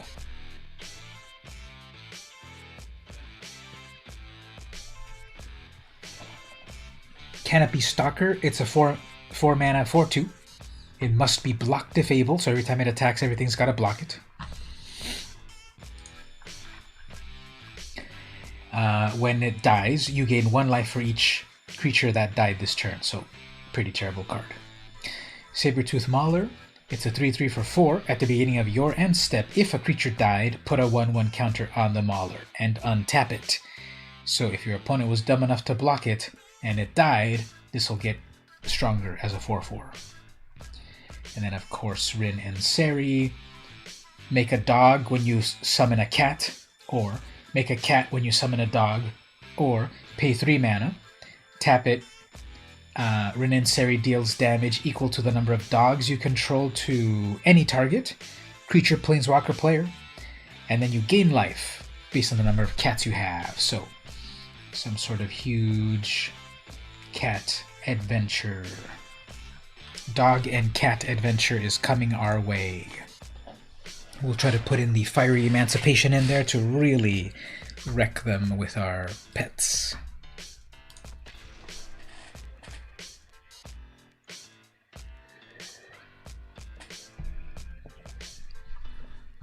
Oh, and I forgot to mention also the Feline Sovereign. 3 mana, 2/3. Other cats get +1 and have protection from dogs. And then whenever 1 or more cats you control deal damage, destroy up to 1 target artifact or enchantment. So, cats do what cats do. They wreck stuff. And if so your opponent doesn't block it, then it wrecks stuff.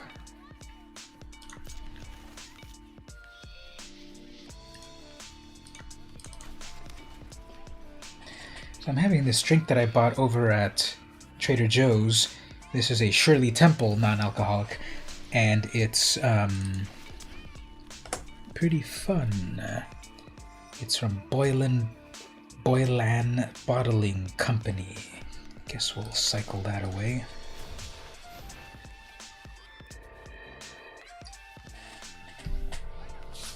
You'll be lurking, alright. Thanks. I will be here as well. Okay, so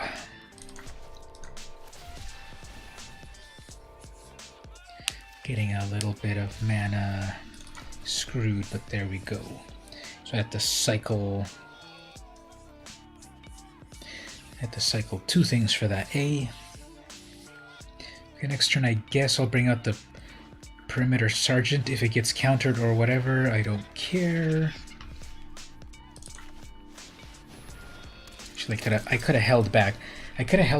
And then I could have Divine Arrowed, but they'll probably mutate that with something.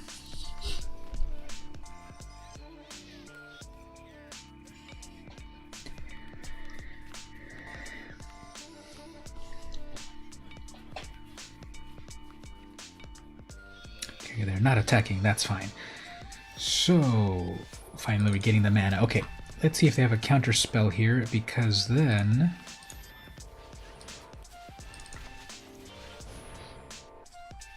if they counter that, I will still have mana for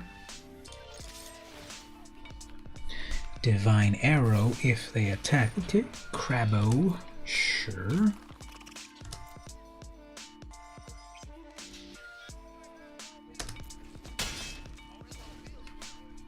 I can live with that. Abgita is the Planeswalker. They have a Karuga as a companion. So what does that one do again? All your deck has to have 3 or greater. So all CMCs have to be at least 3. That's not too complicated. Let's see here. I'm going to have to bait them into doing a block. So if they do an instant here, I'll have to do my own instant to beat their instant. Actually, they have 2 of them, so they're going to have to spend 2 of them.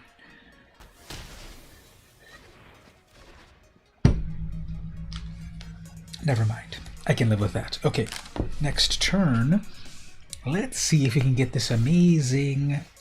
Okay, actually, if they counter this fox, I can live with that. Because then what I can do is...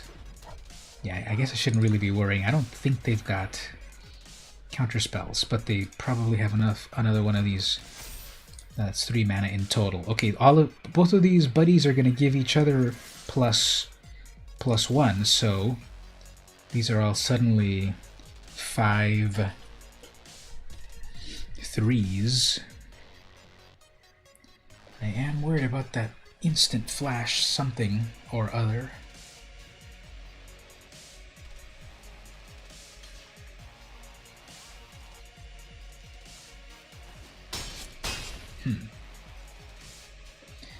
I don't know, they're just bluffing me.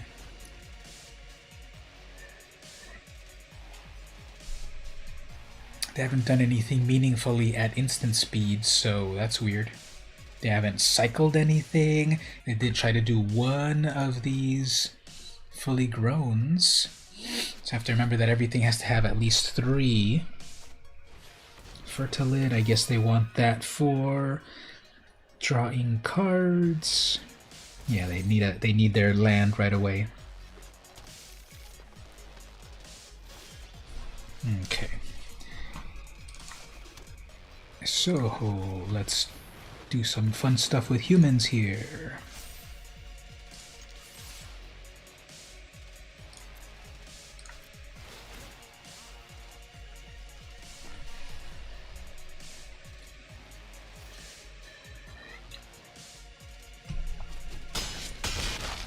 Interesting. They didn't use their Fertilid, but I guess.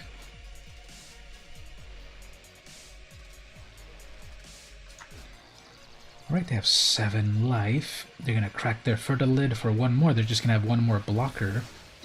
That takes away 2 lands. That comes in as tap, so that's 4 mana in total. What are they going to do with 4 mana? Are they going to mutate that Crustacean? They're going to plummet my tiger? It's that song again. Why is this song playing? Thumbs down on that. Oh, there's one of those. Okay, that's only going to be 2 damage, but we gotta go for it. Nothing more to cycle, so this is just going to be another big old thing here. Some stuff is still going to get hit.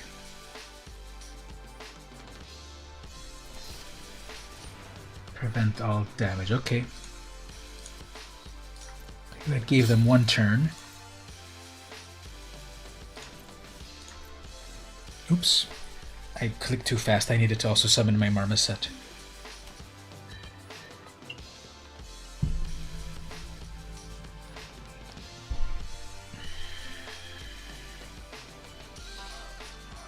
Yeah, I needed to summon my Marmoset to have played everything efficiently.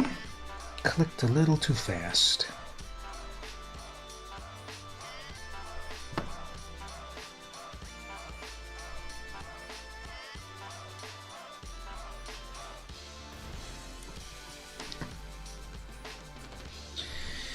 Well, while the opponent thinks very difficultly, I will play with the environment of this arena playmat, and I will wreck this.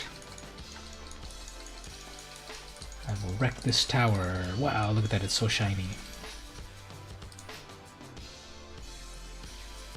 So, are they going to have 1 more?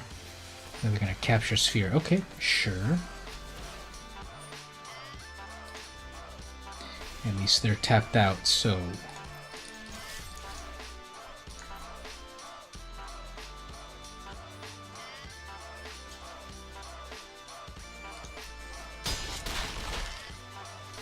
That's 2 damage on that. Okay, fine.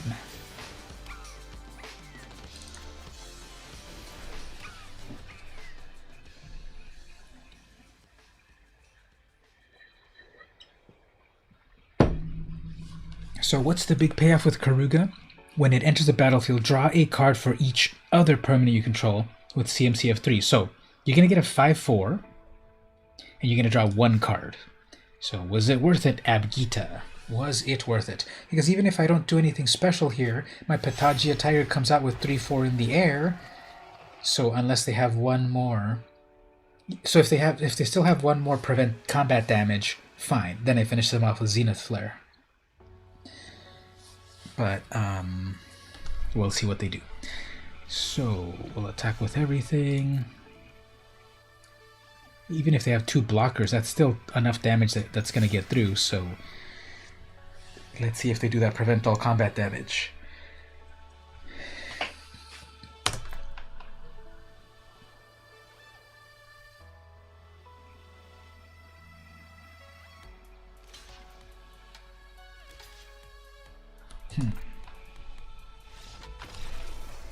Okay, sure. That's a way to do it. That's a way to play, I suppose. Cool.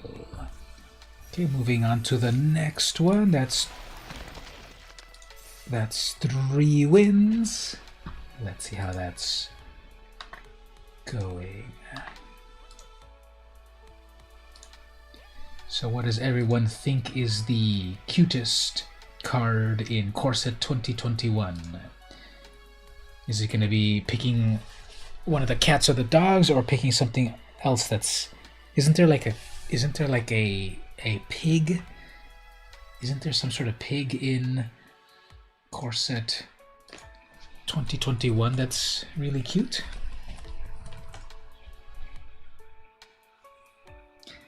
Let's see, while it picks, while the opponent gets picked. So once again, if we look, Baneslayer Angel's pretty cute. I want that 5/5 flying, first strike, lifelink protection from demons and dragons. Celestial Enforcer looks cute as well. It's a pretty big weapon that she's got right there. Daybreak Charger. Wow, I hadn't seen that art yet, but that looks cool. That looks like that Nightmare card, but in white.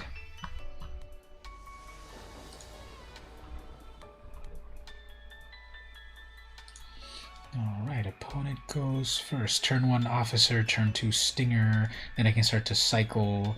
We have the tiger. This will be okay. Oh, interesting. I am a lowly bronze player, and I'm being set up with a platinum player. That is the perfect way to respond with Anta no Baka. Guess we'll give this a shot. So blue and white, huh?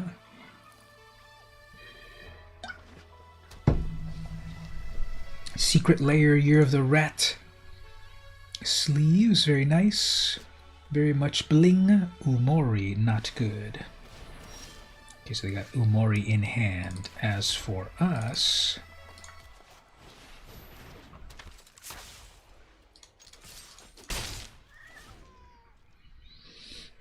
I need my 4th land. That would be nice. No Umori yet. Okay, so...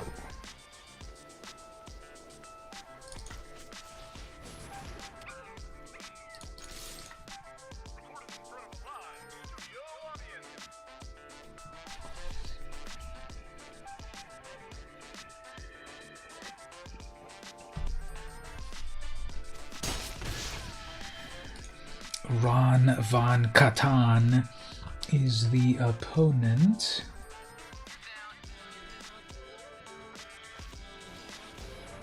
Volpakit, not good. But that taps them out. Okay, so cycles for 2, that needs 3.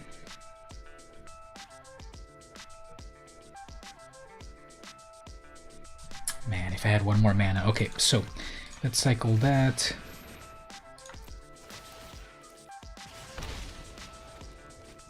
Let's cycle that.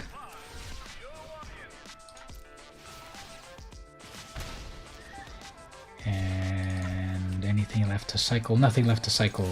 So I have 5 life. And if I get it to connect just a little bit with these creatures, I can finish them again with the Zenith Flare. So I'm sort of starting to think, because I've heard a lot of people's podcasts, and everyone's saying, yeah, the Zenith Flare, it's an amazing card, but it's too amazing and it makes everything way too consistent. So they're going to hold back, which is fine. Do I have enough mana here? 1, 2, 3, 4, 5, 6, 7. I need 7 mana. Why don't I just do it like this? Tap that. Do that. And then do that. Yep, that works.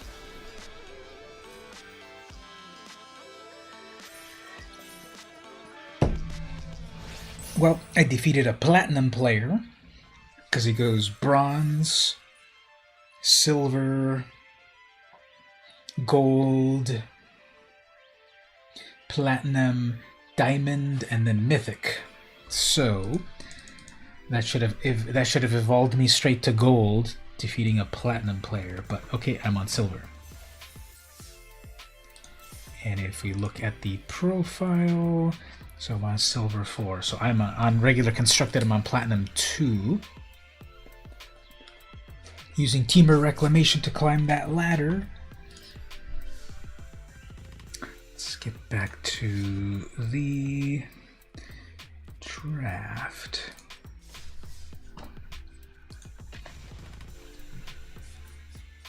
So how's everyone doing? Any plans for tomorrow? What's going to happen on a Sunday?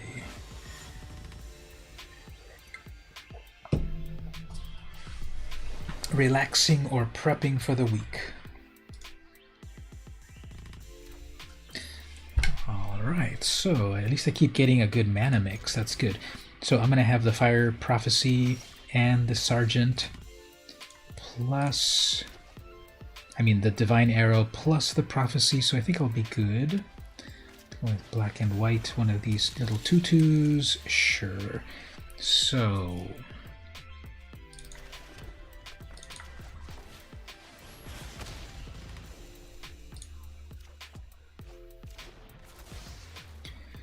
see, that's if I hadn't done that on accident with that other game.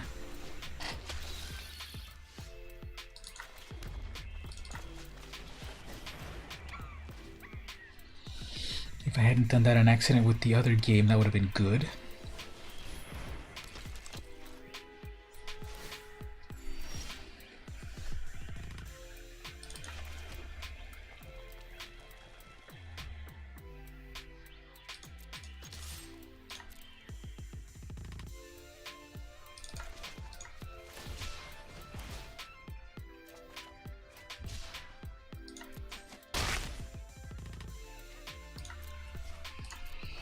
Alright, let's see if they attack with any of those things. If they attack with that 2-4, then I have the Divine Arrow waiting for it.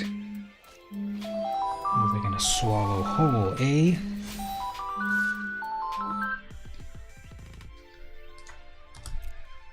So then that means, unfortunately, that it's out of range.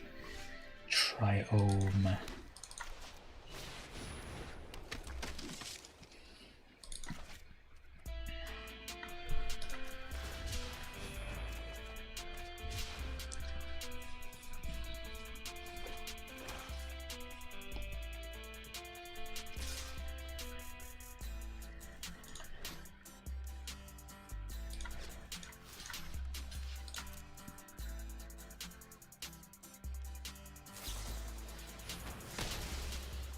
Hilarious.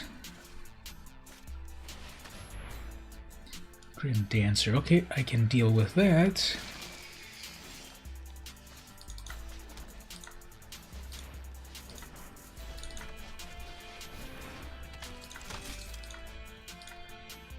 Alright, let's see if that Grim Dancer doesn't get too big too fast.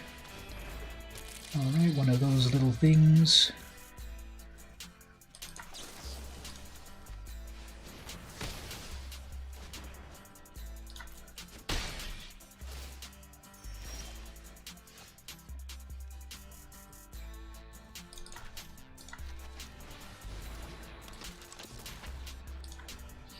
Alright, we're running out of answers here, but let's see what we can do.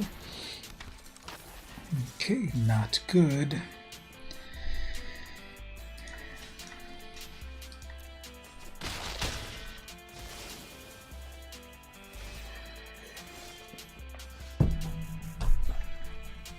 Alright, well, this is game over.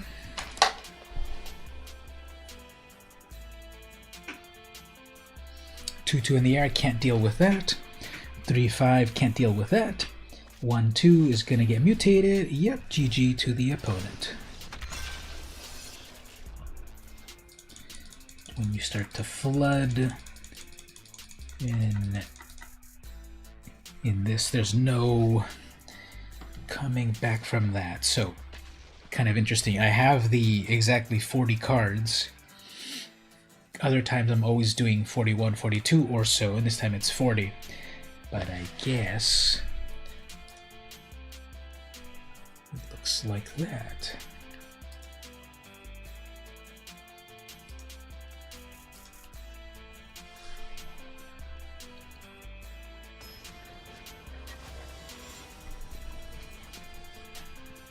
Chris Johnson is the opponent with an M, eh?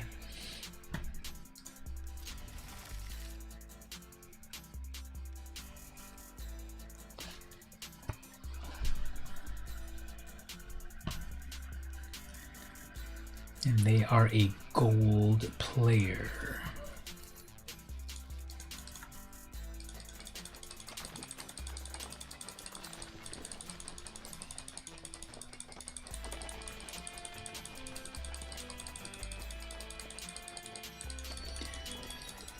If I change the environment on my side, I wonder if they see it as well.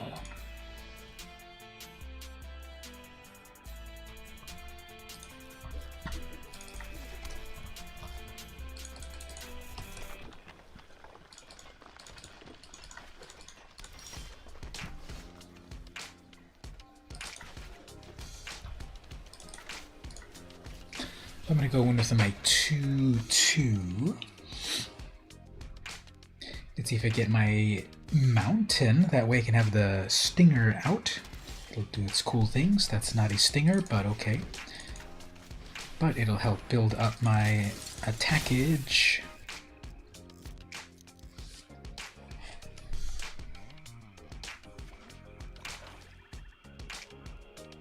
Three mana in total. What will that be?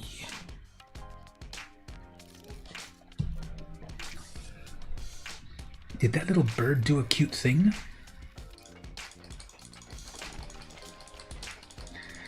Well, don't mind me, I'm just going to be wrecking this structural foundation pillar. And then making cool crystal music.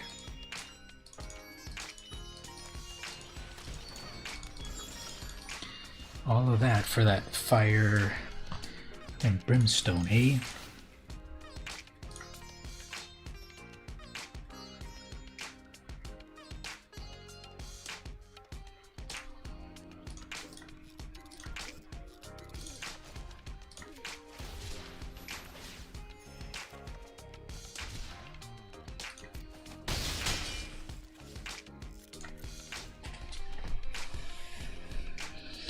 Well, they've got that Skull Prophet as a mana ramp, a mana dork.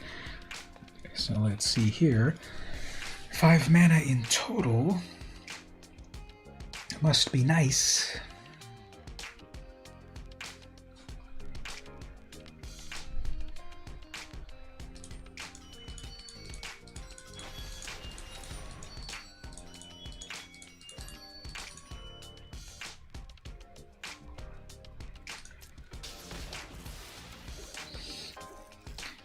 Alright, so they did a fight.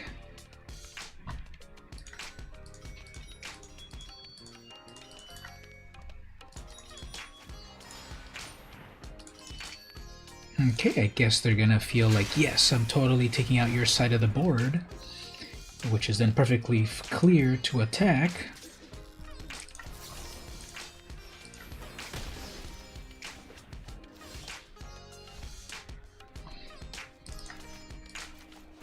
I need that red crystal there.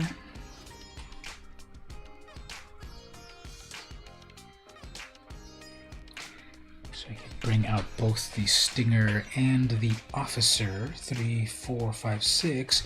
They are doing nothing. Interesting. Okay. So let's try to bring this out.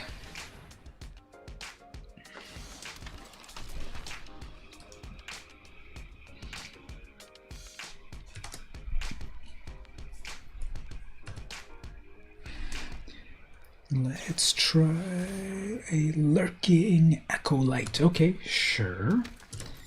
That's just a 4/2, which is strong, but guess my Divine Arrow can still find its mark.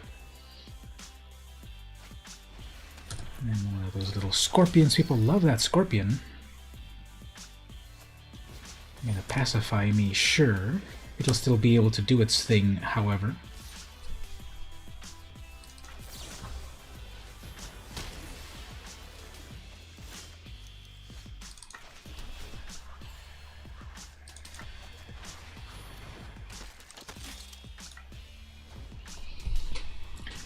See, do I play too fast, or do I just, or am I just too efficient? Because then people like spend half an hour planning their turn. And I don't know. I think sometimes I might play it too fast and don't notice all the details, but it feels like it's not as bad as that. Okay, so here, however, they get to return something. Okay, actually, that was a misplay because I needed to tap their Necropanther. I could have, well, not yet actually. My Officer has Summoning Sickness, so they get to bring back that 3/1. Sure.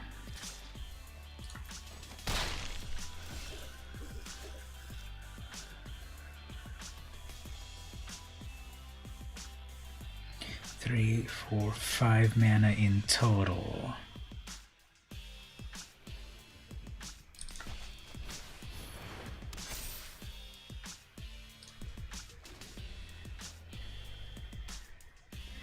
So at least I'll be able to tap that Panther. They have a whole ton of mana.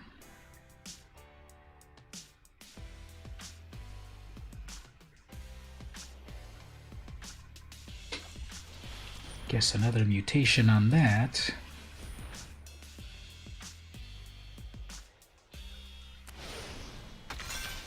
Well, Violante is not good. Not at all. Well, there's only one thing to bring back, so I guess it doesn't matter.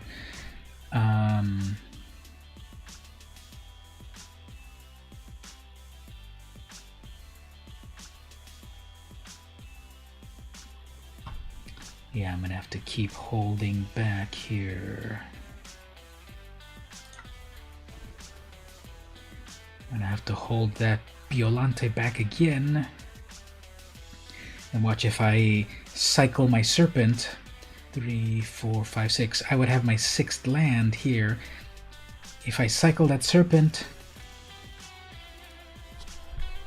I know I'm gonna get the land for it, so I won't cycle it.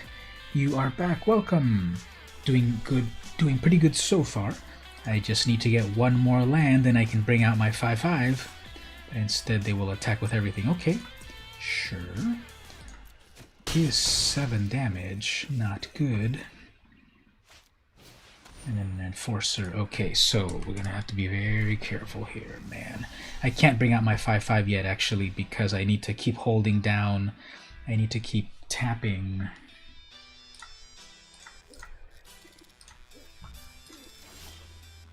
Need to keep tapping things, so we'll do it this way. Well, oh man, I still can't freaking do it. Fine.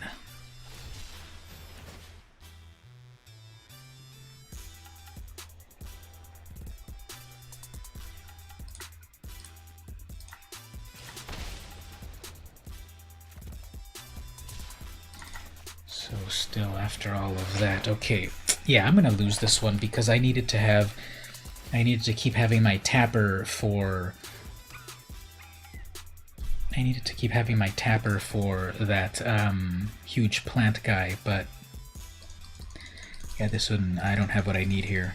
I don't have any of the removal. I'm running out of mana. They have 1,000,000 mana. They've got some huge creatures. Like, yeah, I'm not gonna win this one. But let's see what happens. And then the opponent is extremely slow.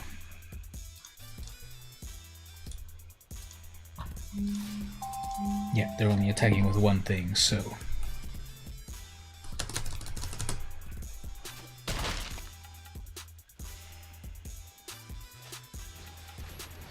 And now they have my tapper. Okay, yeah, this is not going to work well.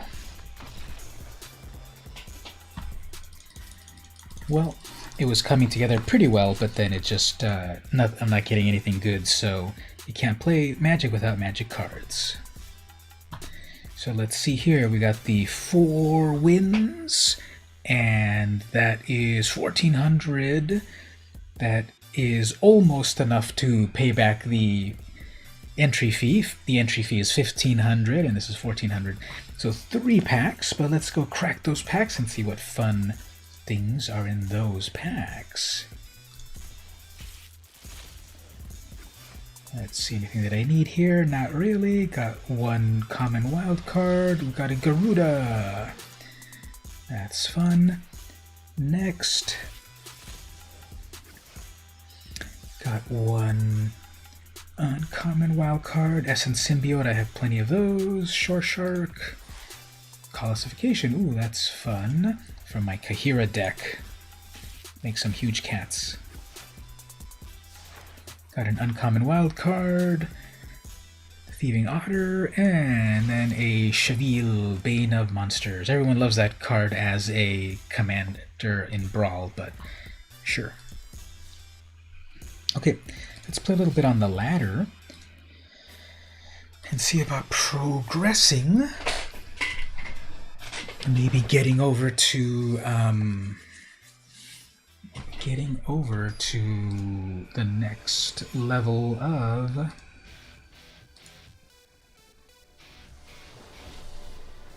of the ladder. Okay, so I get to go first. Of course, this is Teamer Reclamation, so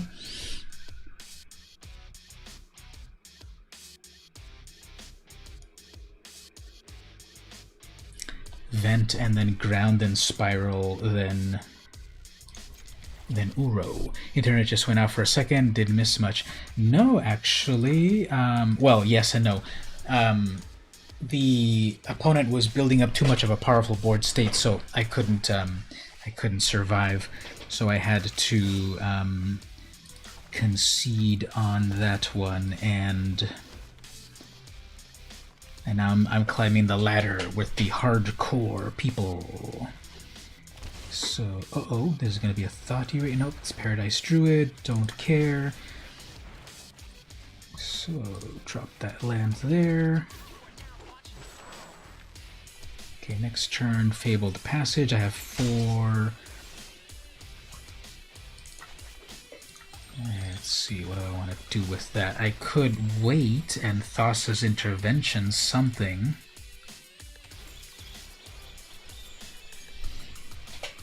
Guess that'll be the better play. They're probably going to want to play something good here on turn 4. They'll tap out to get something good. Thassa's Intervention will get that. Knight of the Ebon, which is not amazing, but can get pretty good, so I guess we'll have to counter it. It requires 4 mana to keep. We have 3 mana.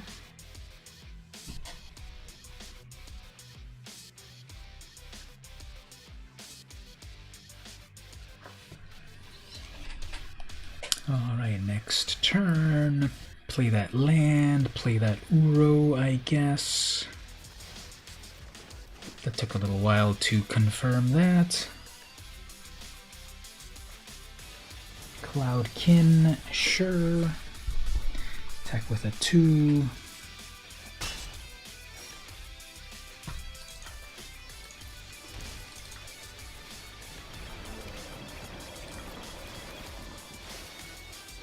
Ooh, Storm's Wrath, I totally need that next turn.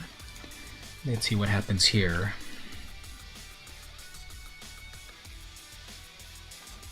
If it comes to my side without too much problem, that gets a board wipe.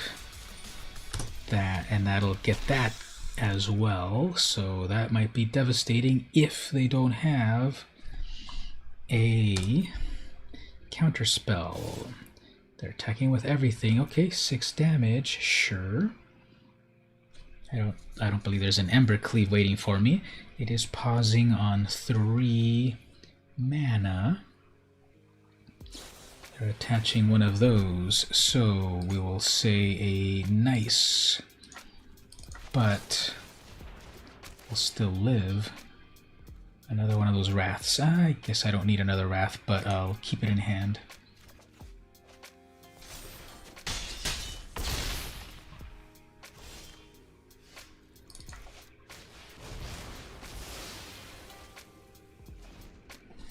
Alright, there we go. And down to 5 mana. So is that enough to escape? Nope. Just need a little bit more to escape.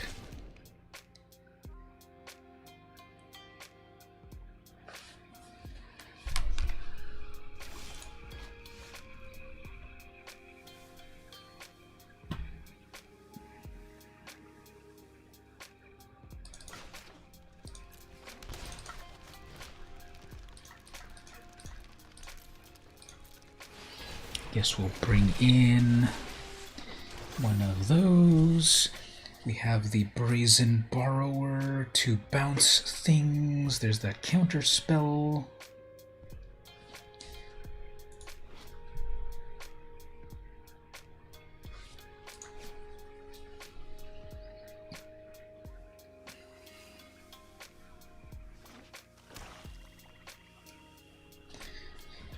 Okay, so what do we do here? They have double black.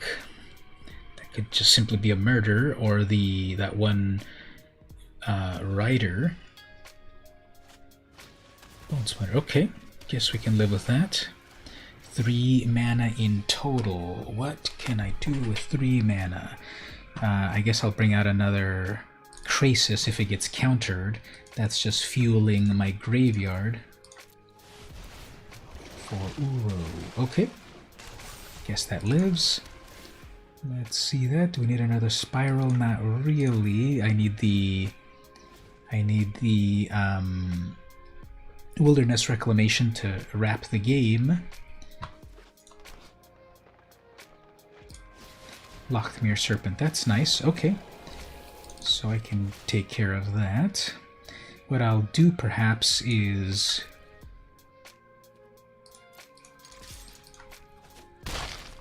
so I need how much? I need 3.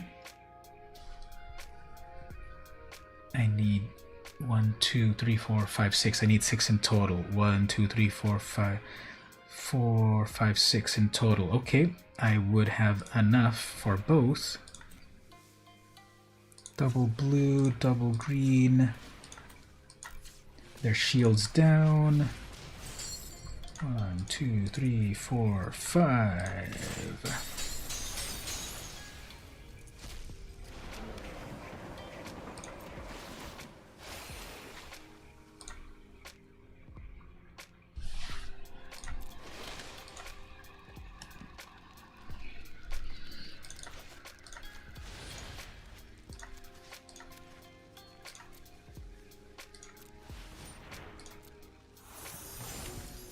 Alright, that gets sent back to their hand. If they want to cast it again, sets them back. They top decked one thing, which is just a land. One more of those. Okay. I guess what I'll do is hit him in the air for 4. Well, I guess I'll attack with both, so that draws me another card and life from Uro to be safer, and then wrap the game up with an expansion. So that'll be 1, 2, 3, 4, 5. I can do 5 with that expansion explosion. So are they gonna eat their own land to draw a card? No. Okay. So we'll just get her done right here.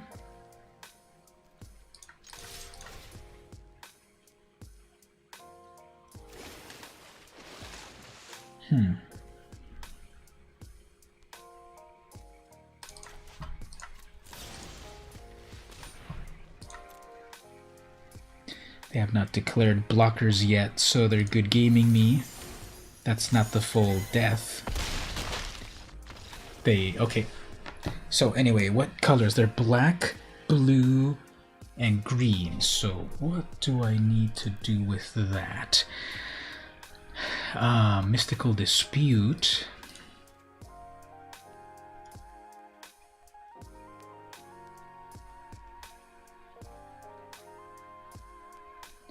Mystical Dispute, just a little bit more counter spells, I guess, and then the Tail's End. Do I need a Tail's End?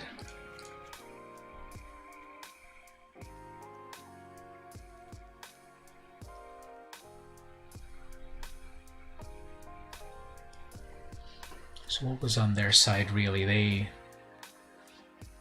don't really think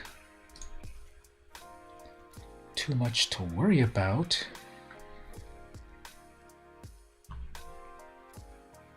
Storm's Wrath was really helpful. I've got only 2 of those.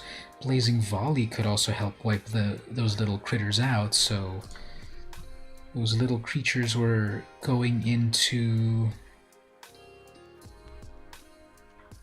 big things.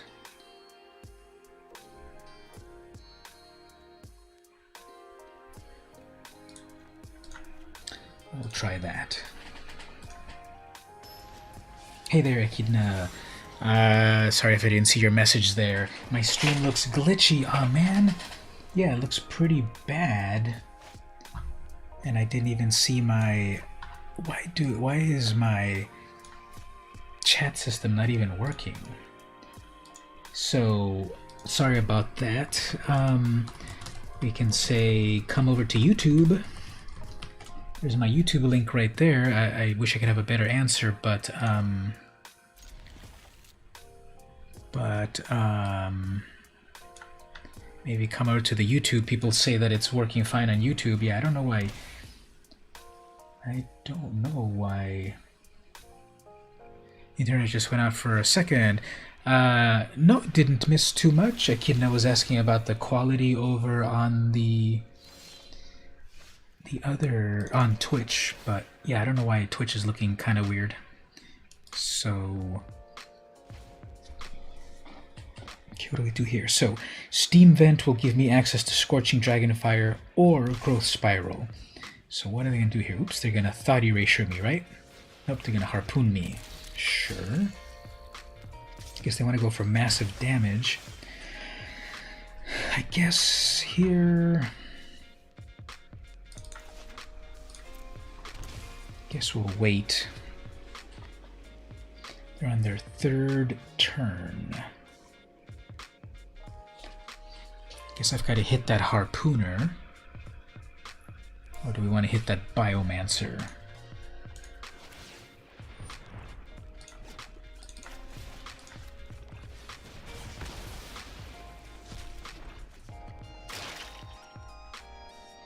How about the Biomancer? Alright, next turn we got one of those. Guess I need to get back some of that life from the Harpooner. That'll go like that. That'll let me drop my land. I have enough for Wilderness Reclamation.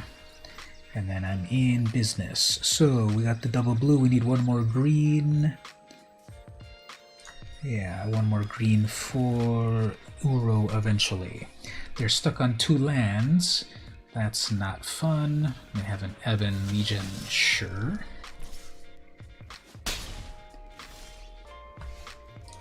Give me one of those. Do we need more lands? Sure. Wilderness Wreck, that'll let me do double Growth Spirals. I'll also be able to Thassa's Intervention. And I put my... oops, I was going to say I put my Tail's End back, so I won't be able to...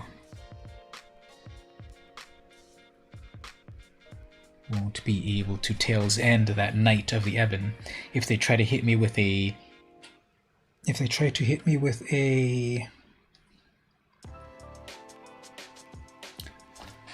Okay, well, Strider, that'll work. Actually, I should counter that. So that only needs 1 mana. And then that still leaves enough for my Spiral.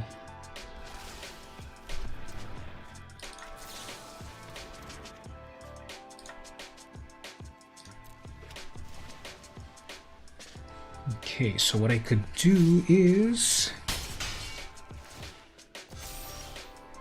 what I need to do is hit the... it's only going to be 2 in total. That'll work.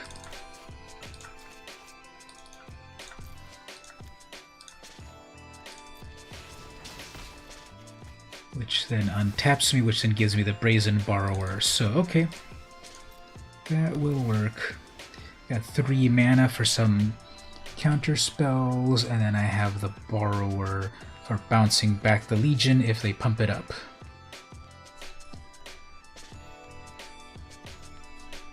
Will they pump it up before? They seem to want to pump it up before the attack. Okay, acceptable.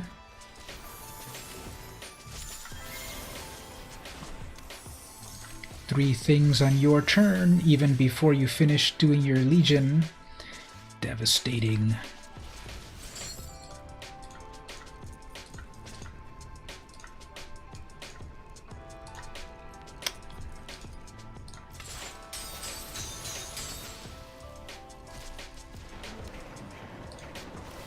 So they should probably concede. But we'll let them get their 4th land. And then untaps with Sinister Sabotage, so even if they try to play their 4 mana Wrath, and extinction event. So this is an even, this is an odd, and this is an odd. So if they even try to extinction event, that is unimportant. I'll be going with 6, 7, 8, 9, 10, 11 damage. You're gonna dead weight that? Sure. Anything else? Even if they bring out their Frogify on that, nope. No more lands. Okay. They're doing one final good game, so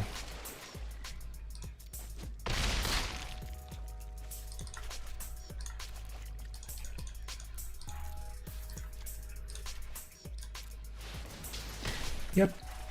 So there we go. Teamer Reclamation. Autumn Burchett's style of Teamer Reclamation. Okay, Platinum 2.2.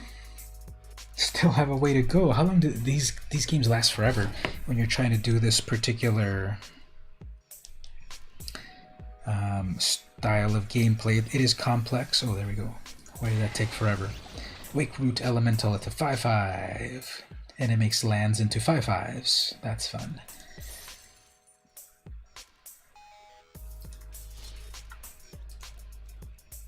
Let's play a little bit more, see how that goes throughout the ladder.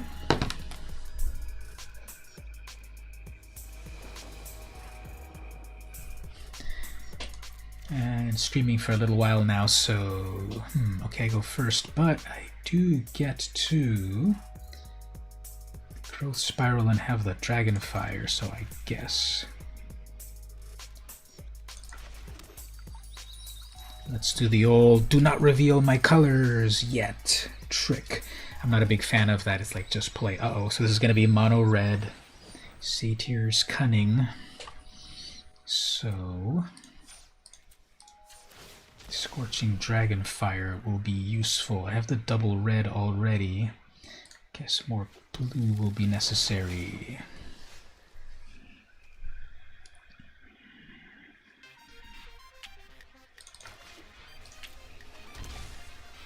So here I can Omen or I can Dragonfire, depending what they summon. So if they summon Robber of the Rich, then that'll be toasted. So there's going to be a Torbrand in here. There's going to be Dreadhorde Arcanist, which I think that's got to get wrecked.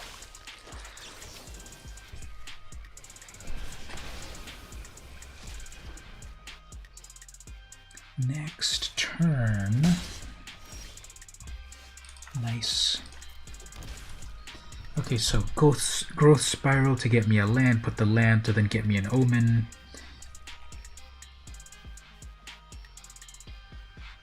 Brazen Borrower is a thing. They get their Scry.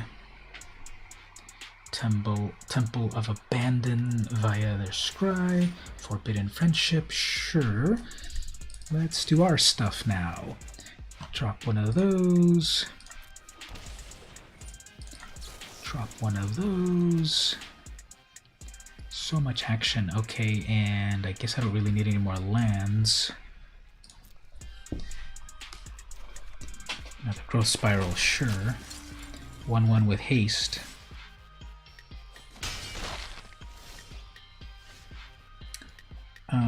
I could wipe the board. I guess we can hold off a little bit. They don't really seem to have a lot of high power yet, although obviously on their next turn they could well, let's see here. I've got the mana for the Brazen Borrower or the mana for the Spiral or the Opt. So what will they summon? They're going to attack with 3. And I'm almost up to the point of Uro. If I do my Spiral or Opt, I'm at the point of Uro. They're going to attach an Embercleave to something. That's a Colossus. Okay, let's say nay to that. And Wilderness Wreck is there. Okay. Let's get that going. Do I need a land? Do I need a land? Not really. Not yet.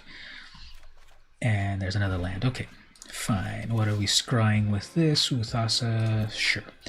Okay, so untaps everything, although cannot bounce anything back. If they have another one of those collisions, then that's not good. Uh-oh, they're looking at their graveyard. Are they going to recast something? Oh, they're going to Satyr's Cunning, sure. But it doesn't have, it does not have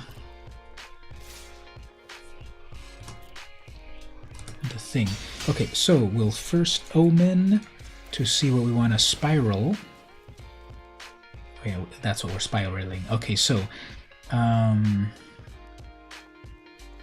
need that extra land, so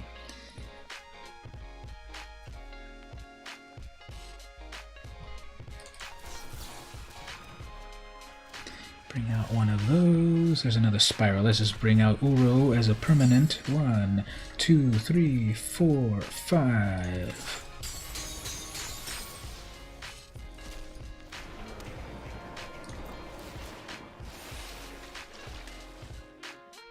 And I guess that's that. Okay, so got all my mana out.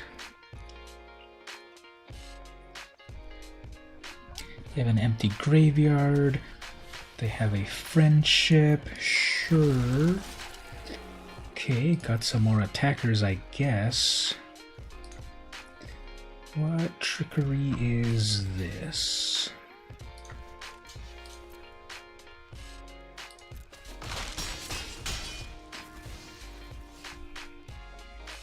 Fine.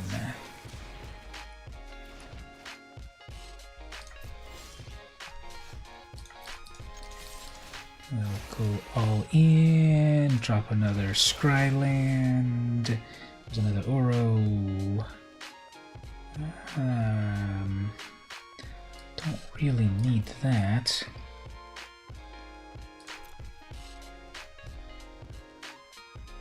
They're not blocking that, fine.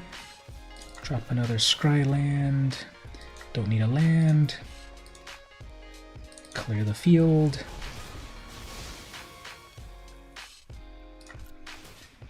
Fully untapped. Then we've got a Thassa's Intervention in case, oops, they're quitting already. So they were 14 to 11. Okay, so they got some Gruul action going on. They had some red stuff or green stuff, so I guess the Aether Gust will be useful there. They had a lot of 1/1s, so the Blazing Volley or the Storm's Wrath. Tail's End for that Ember Cleavage, which I'm sure is coming. So we don't need those opts anymore. Omens.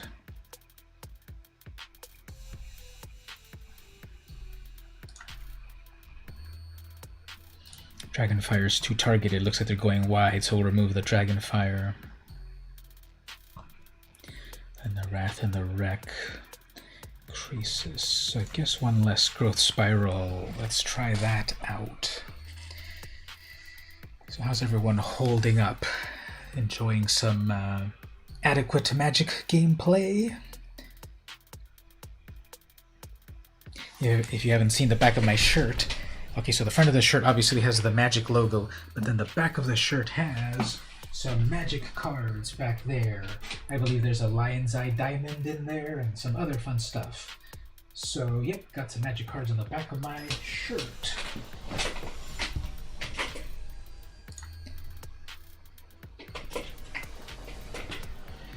That might have been vaguely visible.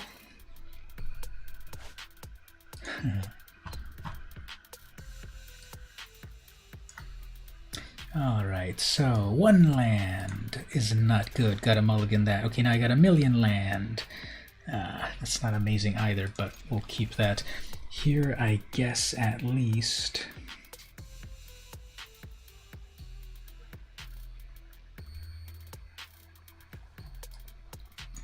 Too many expansion explosions, I guess. Okay, Okay, so at least they're not playing the turn 1 aggro. Turn 1 aggro. Yeah, Forbidden Friendship. I keep thinking that's that one other discard cards and then draw more cards, but it's not. So yeah, they go first, so they're gonna have this. They're definitely gonna have this advantage for a little bit. So one of these satyrs. Do I need to stop a satyr? Well, I can't even stop a satyr.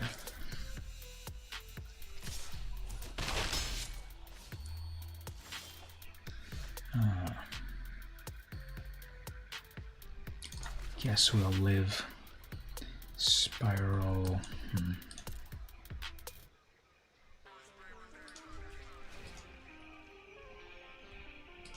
They will be at 4 mana if they manage to play it. There's their 4th land, it's Fabled Passage. They'll have 4 lands. I don't know, their deck doesn't really seem high-powered, but you never know.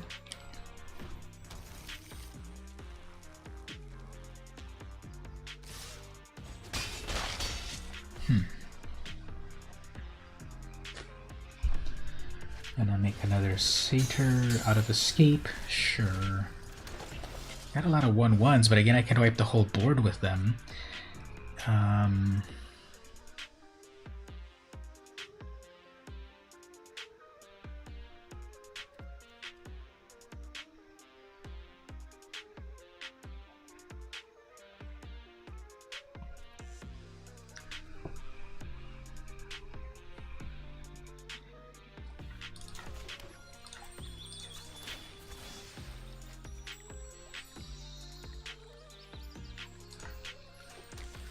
I could wipe the whole board with them, but I'm not getting any. I'm not getting my volley or my wrath, Storm's Wrath. I have a counter spell ready just in case they want to do something with 5 whole mana, like that Ash thing. So I got to counter that. I guess that's one of their big plays.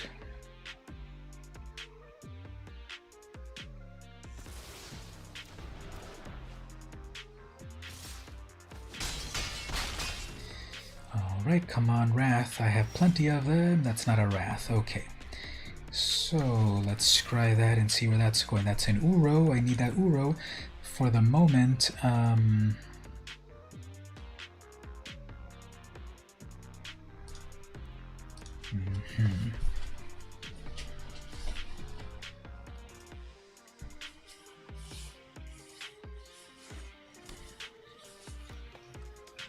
Uh-oh, they're looking at one of their satyrs. They're going to add the +6 on it, right? Oh, guess not. Okay. Well...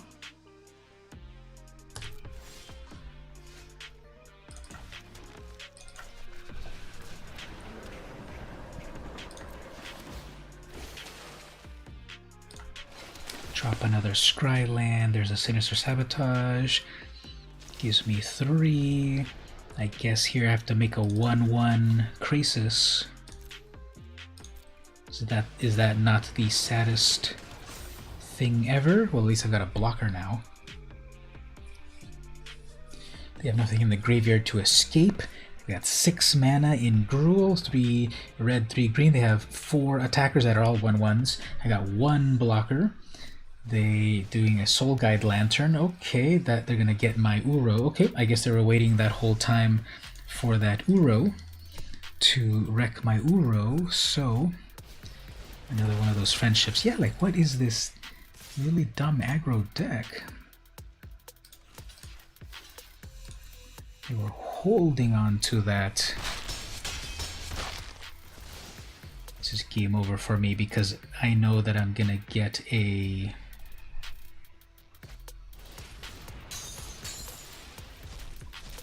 Yeah, I just didn't draw anything good on this game.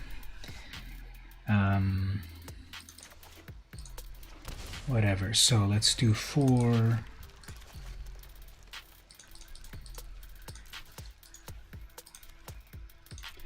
There's like one final From Hell's Heart I stab at the... Alright, so with all of those little 1/1s, with all of with these 2 Blazing Volleys and these 2 Storm's Wrath, which I never pulled. If I were to have those, I would have gotten them. But, and then I'd never got my Aether Gust. I never got my Brazen Borrower. This was just horrible hands. So, obviously the deck can handle it, but let's see how the algorithm instead gives me my card draws. At least I get to go first. Okay, there we go. Aether Gust, Borrower, Scryland, and Storm's Wrath. That's exactly what I need. So turn 1, Temple, Scrying, and we get another Scry Temple. Guess we need that because they're going to be back 1 turn. They have no turn 1 play. If I drop my Scryland next, they're going to do that one Cathartic Reunion or whatever it's called. Unlikely Alliance or whatever. So they're going to get a dinosaur and a human, I'm sure. Let's see, they've been able to pull it off every time. Or maybe one of those satyrs. Forbidden Friendship, yep. Every single time they got one. So, as for myself, pay that without. I can Aether Gust that dino into Oblivion.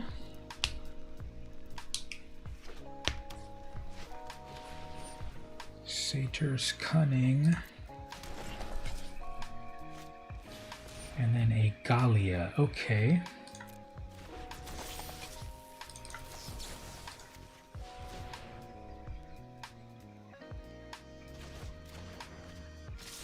So I put Gallia back.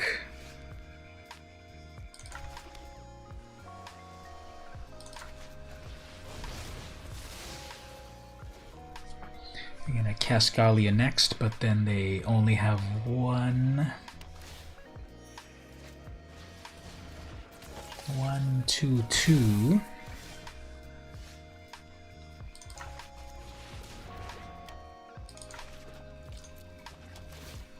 Okay, so I've got my Brazen Borrower in case they put something amazing on that. Gallia, yeah, like what is this deck? It's like this aggro thing with like no real meaning.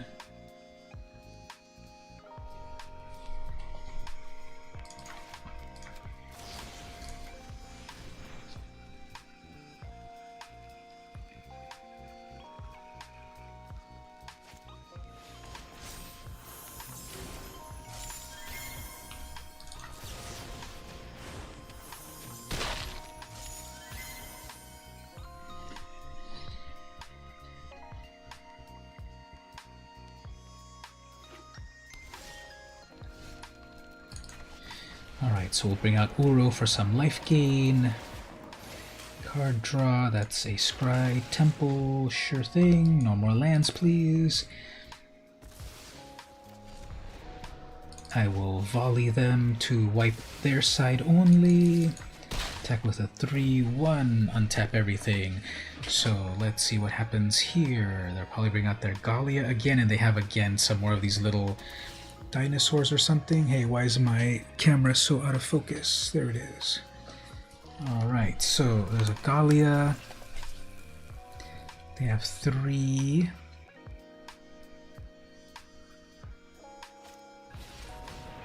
Makes 1 satyr, attacks with another one. Sure. I'll attack with my own creature before a wipe.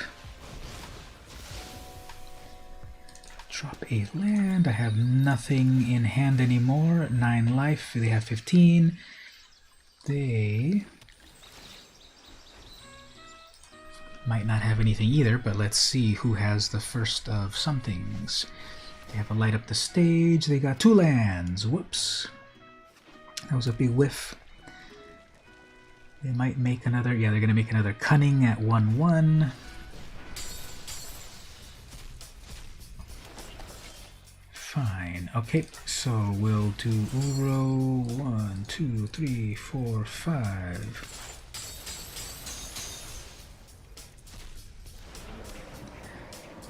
Gains me 3 life, draws me a card. Oh, there's my Wilderness Wreck. I can do 4 damage to the face. Guess we'll wait. Oops, getting a notification somewhere, somehow here. By Undrags. Actually, just one moment, I'll answer him here. Oops, because I'm paying attention to 2 things, I didn't pay attention properly. Okay.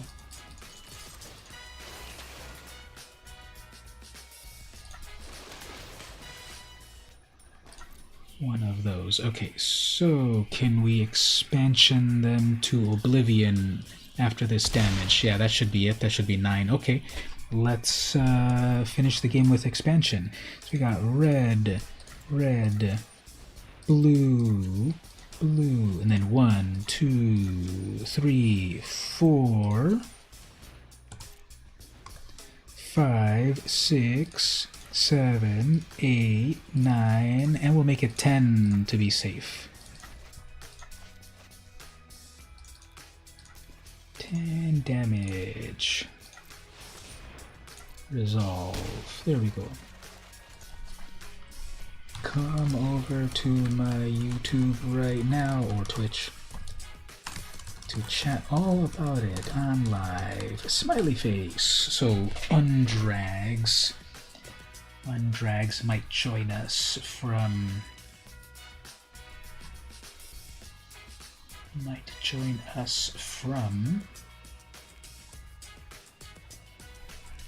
one of these servers.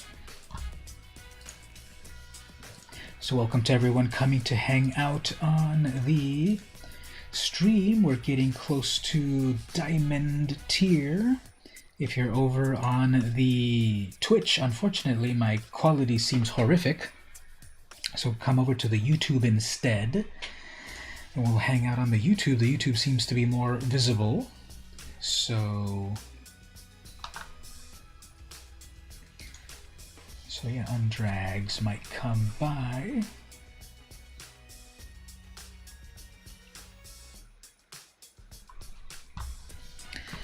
Alright, so we'll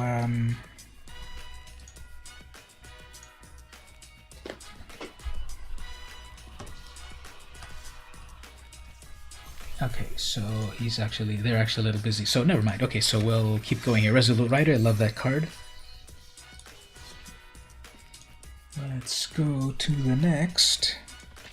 We'll just keep playing a little bit until it's about to be 3 hours since I started, so maybe I'll just keep playing until I finally lose one. So bunch of Scrylands and then interventions, but I get to go first, and then reclamation and then expansion. So okay, in theory this could do stuff. There's an Uro. Okay, so do I want to play out all 3? You're fine with that route? Thanks. That might be a cool way to go. And then there's another land. Don't need more lands on that. So on the 3rd turn, the 3rd turn I'll play the Breeding Pool, untapped, summon an Uro, and then that'll let me play my Temple. Oh, double Temple. So many Scrylands. Okay. So bring that out there. Bring out an Uro. Gains me back 3 life. Throw down a Scryland to see what else is coming. And no more lands, please. There we go. Okay, so next turn after this. They're going to have their 3rd land. What are they going to do with their 3rd land? As for myself, I have 4 lands, so I can do my Wilderness Reclamation. Have that ready to then Thassa's Intervention or Omen or Expansion. Doesn't look to have much. Okay. Let's bring out this Wilderness Wreck.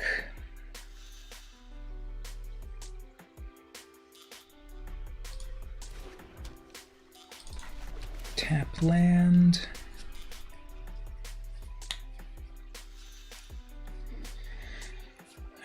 That's an opt. Don't need an opt.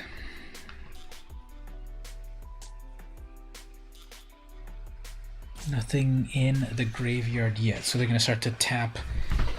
They might start to add... Nope, not yet. Okay, well, fine. Blast Zone. I guess they will do Blast Zone on my turn.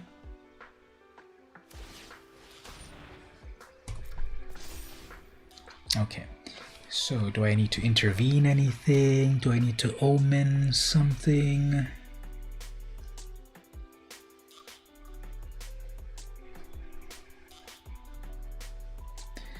Yep, a bunch of blue mana open, unfortunately.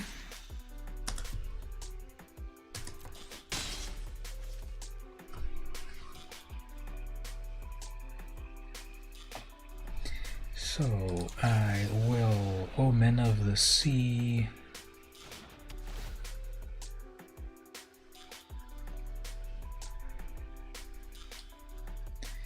I guess I'll be able to use that growth spiral right away too.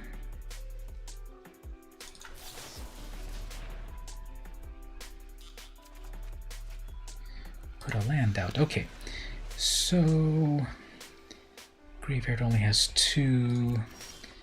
Guess I can bring out a Krasis for 5. If it gets murdered, I'm fine.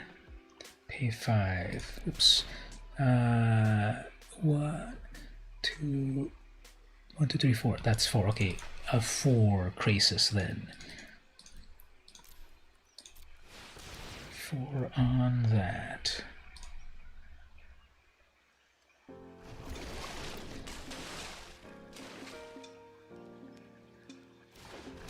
That's a 4/4. I can bring out a Fabled Passageway.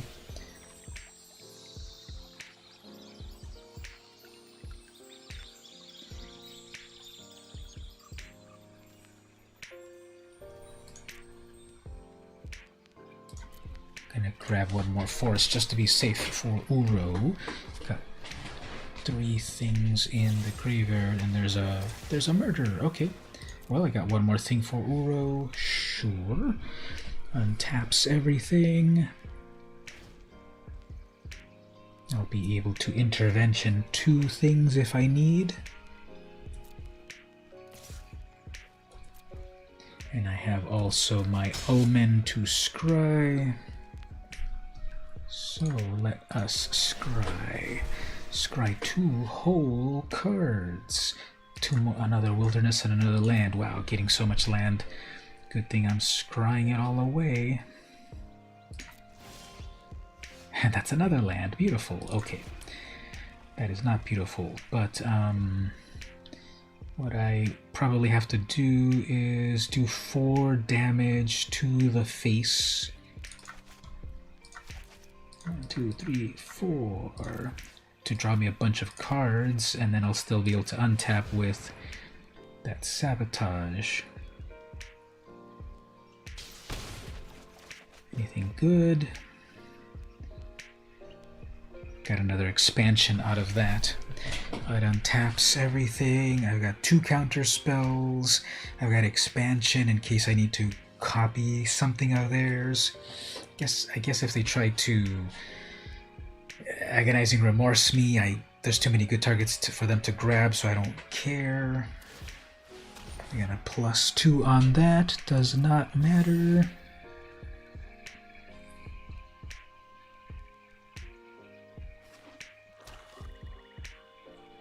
So they have the 4 mana for that Reclamation. Sure. So they can pop my Reclamation whenever they want, which I guess is now. They're looking at it.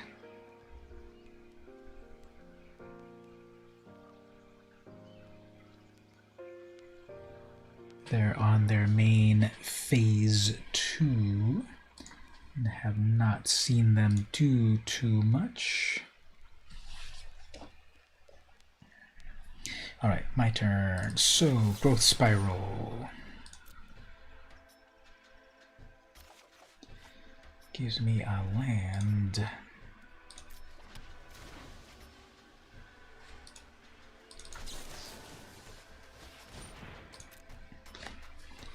Going to exile that gutter bones so it can stop tormenting me.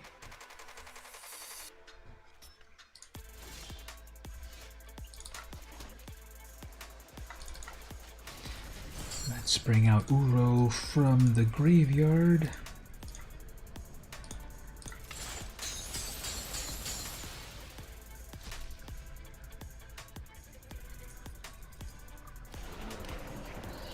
They'll probably have a murder here, and if I try to intervene it,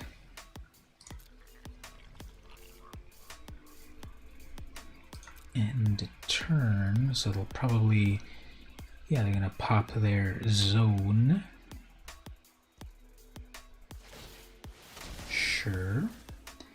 So my wilderness reclamation goes away, but I've got the counter spells in hand. They have double black, and they didn't use double black, so okay.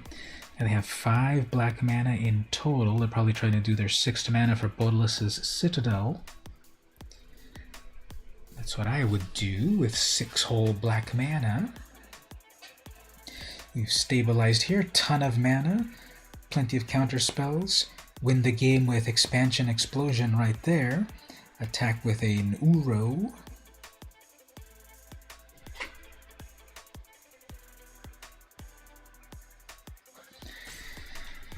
So I should put out a poll. Do you think I will win this one?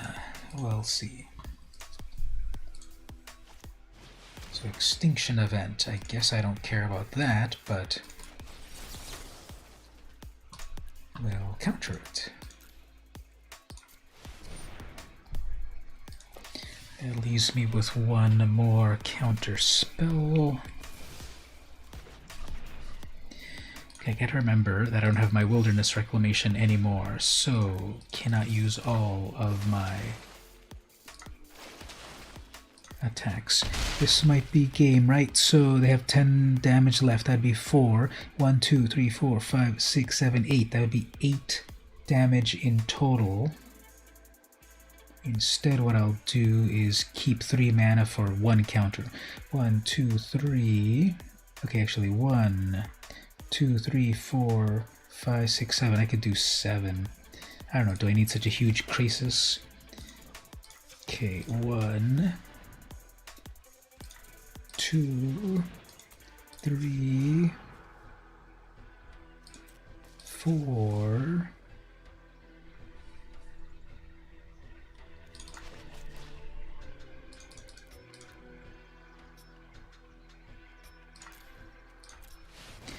That'll get me a couple of cards. Ooh, there's the Wilderness Wreck, so once they see that, that will auto-concede them. That's 10 damage in total if they... So Extinction Event is 4 mana.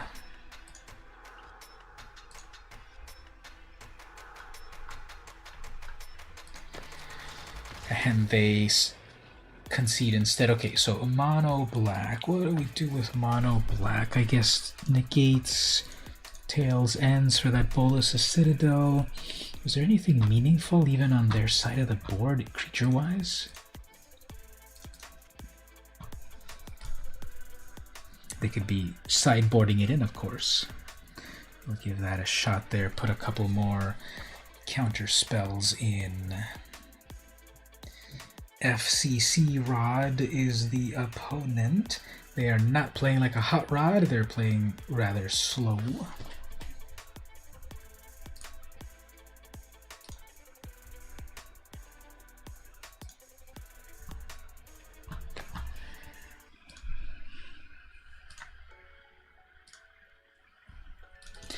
Yep, the opponent is thinking pretty well to try to sideboard stuff, so we'll see how that works out for them.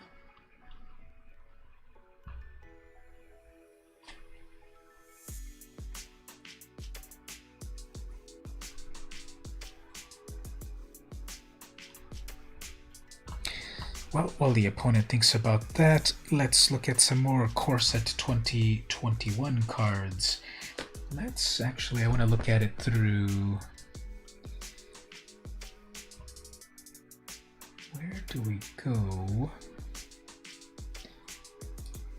Where can we see the official deck list over here? View more.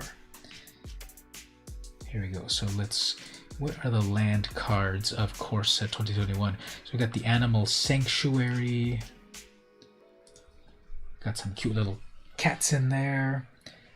Pay 2 and tap it to give +1 to your bird, cat, dog, goat, ox, or snake. Bloodfell Caves. Comes in tapped, gains a life. Blossoming Sands the same. Dismal Backwater the same. Jungle Hollow the same. Fabled Passage is getting reprinted. That's an expensive card that is getting reprinted now. 2 sets later. It was first published in 3 sets. First in Throne of Eldraine, and then there was Theros, and then Ikoria, then Core Set 20. So three sets later, they're publishing that fetch land.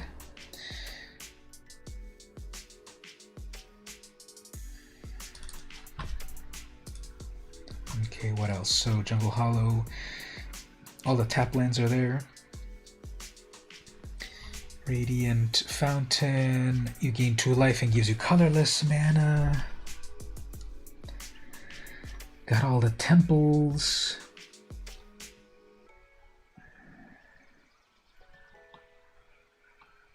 So we got the lands of every color pair in common.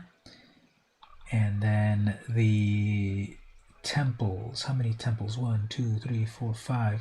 So we got the enemy color temples. Are those more popular than friendly ones? Then the lands. These are reprints from a variety of other sets. I remember seeing most of these lands elsewhere. These basic lands. Okay, what about artifacts? What artifacts do we get? Oops. Oh yeah, the Chromatic Orrery. It's a 7-cost legendary artifact that gives you 5 mana when you tap it. It makes your lands make any color. And then also pay 5, tap it, draw a card for each color among permanents. So if you're on a double color deck, you draw 2 cards. Chrome Replicator, 5 mana. Yeah, the opponent's still waiting and roping me out, I guess. Chrome Replicator. When Chrome Replicator enters the battlefield, if you control 2 or more non-land, non-token permanents with the same name as one another, create a 4/4 construct. Okay, so you need to have 2 of other things. Yeah, my opponent timed out. My opponent timed out, or they crashed, or they roped me, or they trolled me, or something. So, okay, I'll take that victory. And now we're going up to Platinum Tier 1. The Platinum Tier 1 icon is one of my favorite ones here. It looks so regal and majestic with that little green gem and everything. Okay. Let's go to the next one. Yeah, who knows? Who knows if their computer crashed?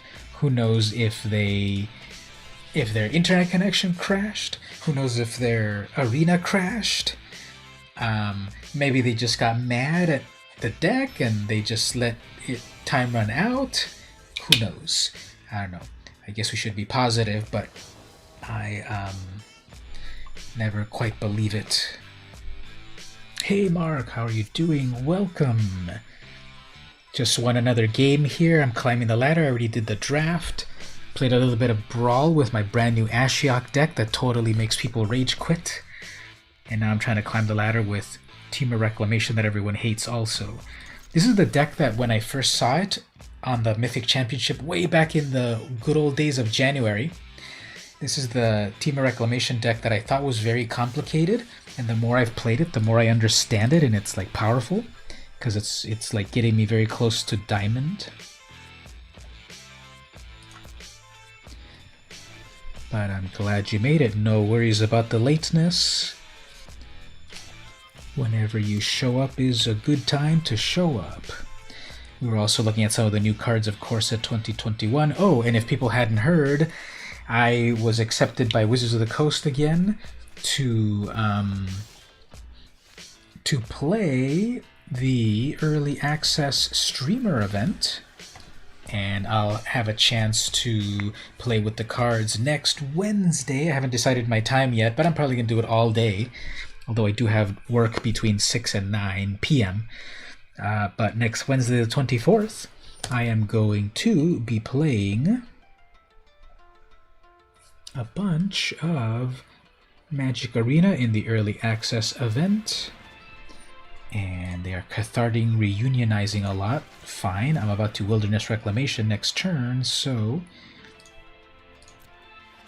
you can do that as much as you want. Although they went back to 5 lands, so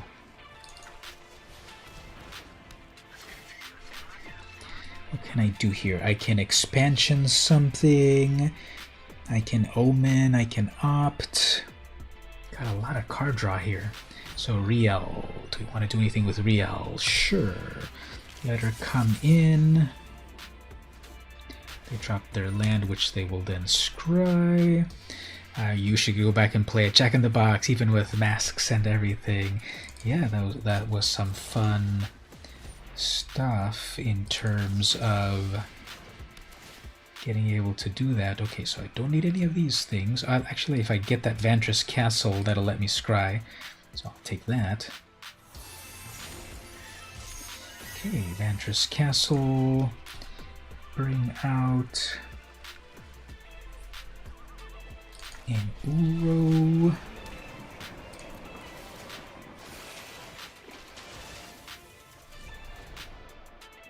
I can bring out another Spiral.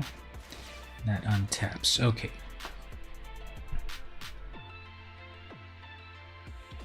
So I have been tossing back the lands, but more lands will give me a bigger expansion explosion.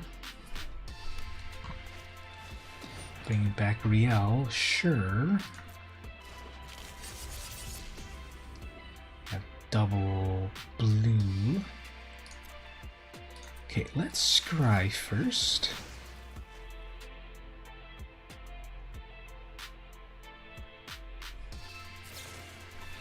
Thrill of Pos.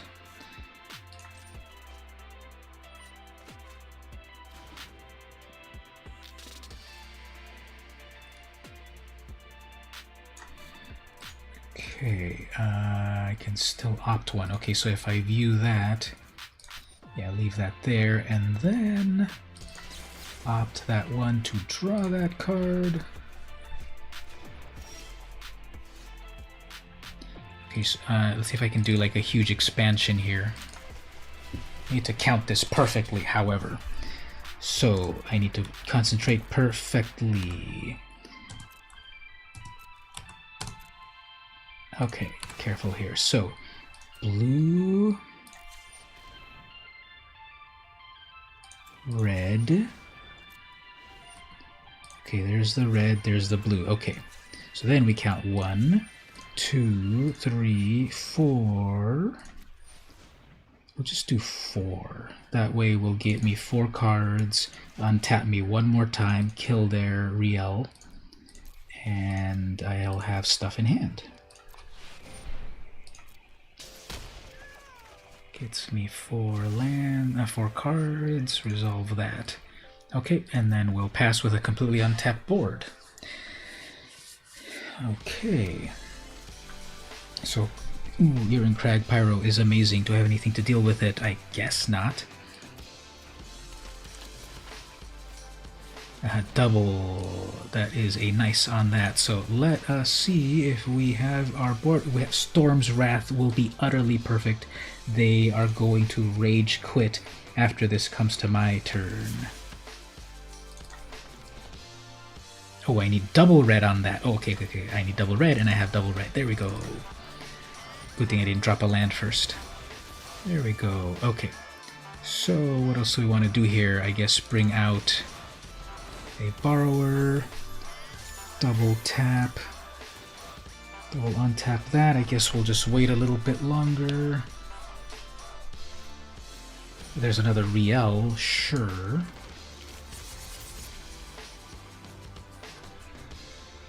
Triple green.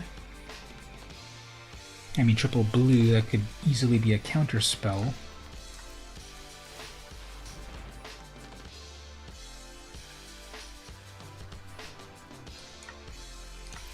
Okay. Got our own counter spell to counter their counter spell if they try to take out my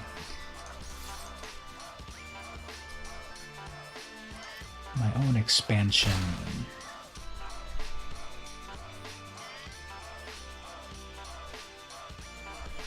Okay, so once again, got to think here. Red, red, blue, blue.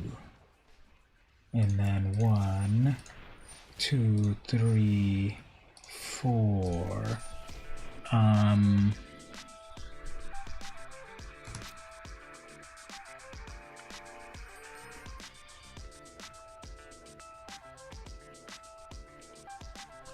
Okay, let's be careful here. Turn control back on.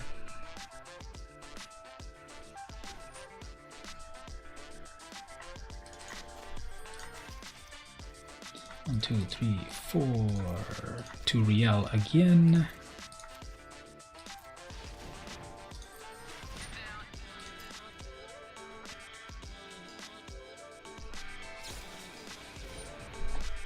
Okay. I thought that was going to be a counter spell, but instead it's Thirst for Meaning.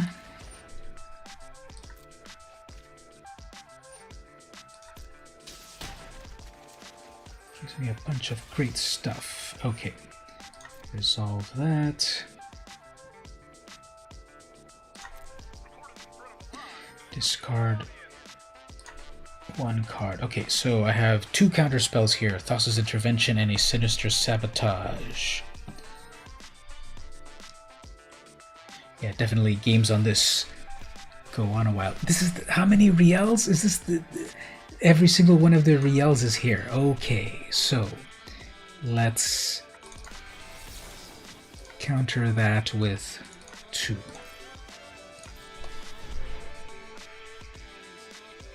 They really want to bring that Riel out. So if they try to counter this... Okay, fine. They didn't counter that. 4th land. There's an Improbable Alliance. Do not want. No more lands. So, wow. So... let's bring out a huge Krasis. What? That's 3, 4, 5, 6, 7.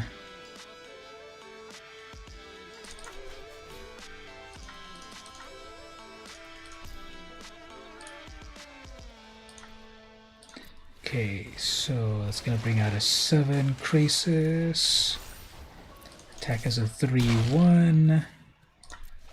Double on taps. Alright, so they had 3 of their Riels and they had 2 of their Improbable Alliance, and then they dumped a bunch of other. Look at all of these. This is like their. And then they had 2 of these Pyromancers. Okay, so anyway, here we need to counter this, I suppose. Nah, let's see if they keep it.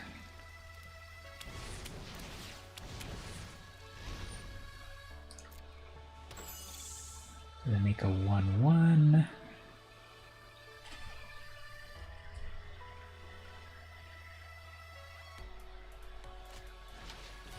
Ominous Seas. Sure.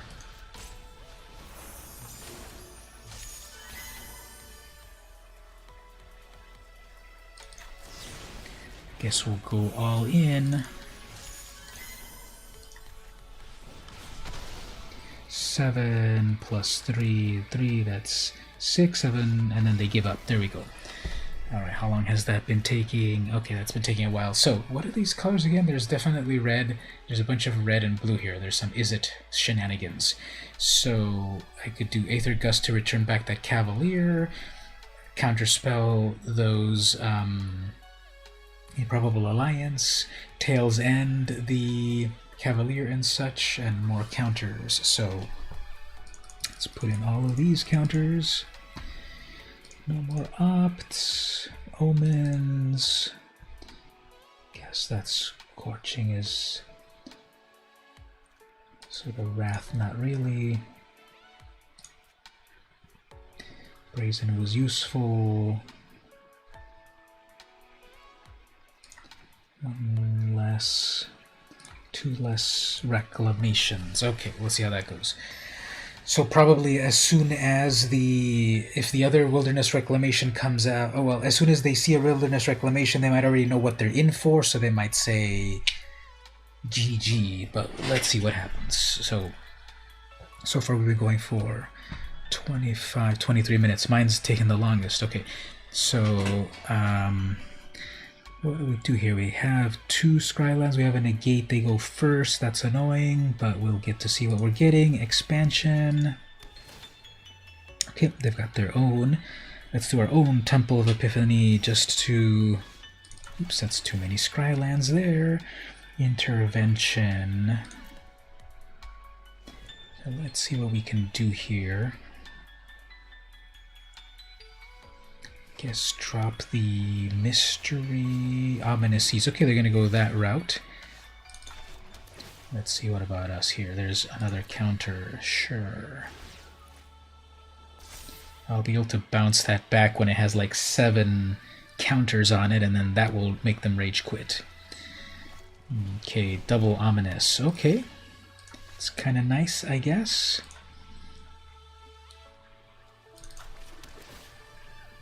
Well, there's the Wilderness Wreck. Okay. So they're going to have their 4th land. They're drawing a land, double on those. All you need is the Ozolith to move those around. So...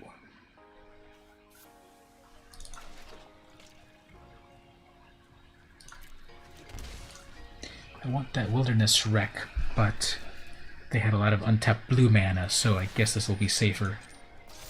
They can possibly wait me out then. Oh, Pyromancer do not want, so let's see if my... well, I can just bounce it back.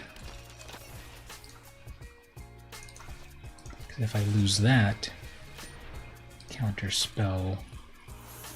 Oh, okay, so I can counter it next turn.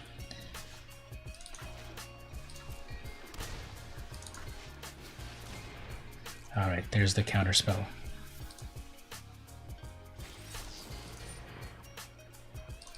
When I can counter your counter spell,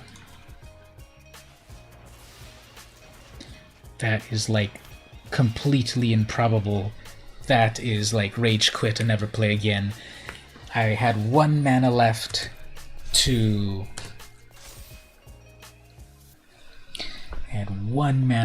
bring out my counterspell that countered their blue counterspell, which let my Wilderness come out to play. So, let's give this a shot too. If I lose this to their counterspell, that's fine. Because they're just using their counter spells. Oh, okay. And nothing else. Okay. So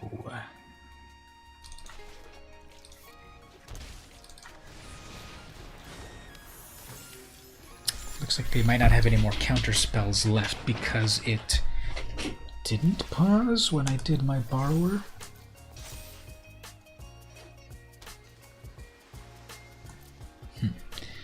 Okay.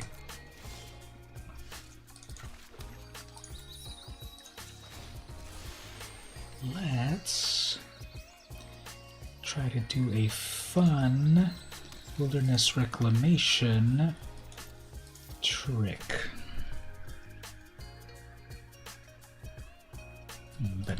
it's pausing. What is that about? That's probably just... Okay, so let's try to do this again. So red, blue, blue, and then we can do... Let's just be safe with 3 damage, I guess.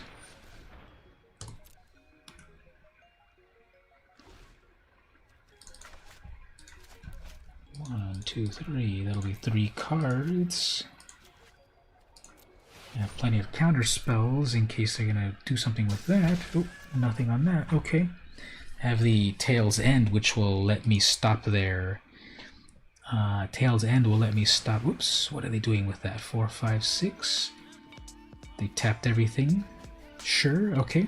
I guess they're tired of it tapping for them. They're getting close to that Kraken.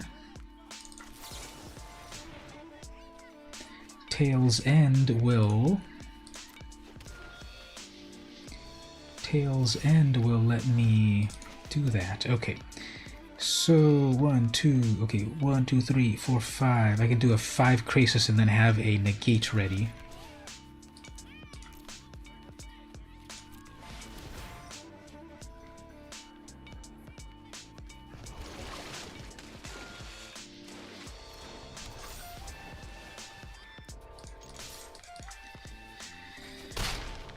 Okay, so it's getting closer for them to get that Kraken. Commence the end game. Cannot be countered. Draw 2 cards. Okay. Well, that amasses into a 5/5, I guess. And then they're gonna have plenty of these counters. I will be able to counter one of them. Let's see, are they gonna grab their Kraken? Whoops, look at that. Did you know that you can negate a Kraken? Well, they have one more Kraken, but maybe I might be able to do fun stuff with my expansion.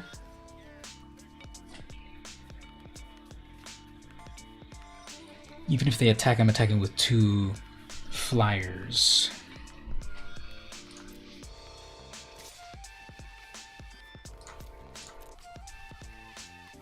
I can take a 5 damage.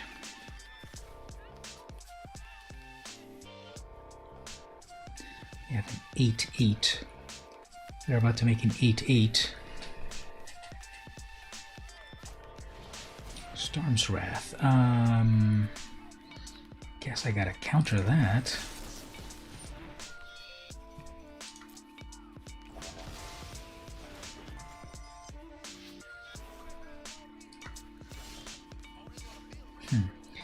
Well, if they get their Kraken, I can brazen borrow it. It will be safe like that. Maybe, let me think. Maybe I can just finish it here with this expansion. If they have one more counter spell, I should be able to counter that. So red, blue, blue, 1, 2, 3, 4, 5, just to be safe. Okay.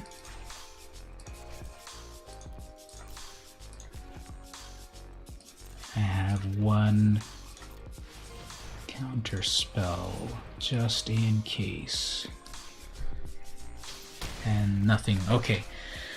Whew, there we go. So how long did that take? 22 versus... I can't see my number. So yeah, these definitely feel long. This is a very complex deck to play. As you can see, there's a lot of interactions and thinking 10 steps ahead, and if things don't go your way, then they don't go your way. But yeah, this deck in theory could handle a lot of things. One thing that it's very hard that it cannot handle very well is mono red. Mono red, it can be very hard unless you are lucky and get all of those Storm's Wrath to wipe the board, or that one other Blazing Volley or whatever to do a little damage to everything. So mono deck's the one that always triggers me. But yeah, it can be pretty complex, especially when you're tapping all of that for that huge expansion. Do you guys remember when? Do you all there remember when I first was trying to play this deck and I was trying to get the expansion working at the end of the turn when the Wilderness Reclamation untapped everything, and there were several times where I thought I tapped my mana, then I pressed next, and I lost all my mana? I remember that. But I've after practicing that deck a lot, you saw double Wilderness Reclamation there, so... Alright, let's see if we can go a little bit more.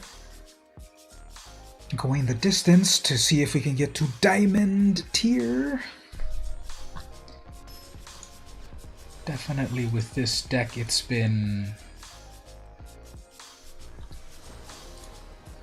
the ability to get there.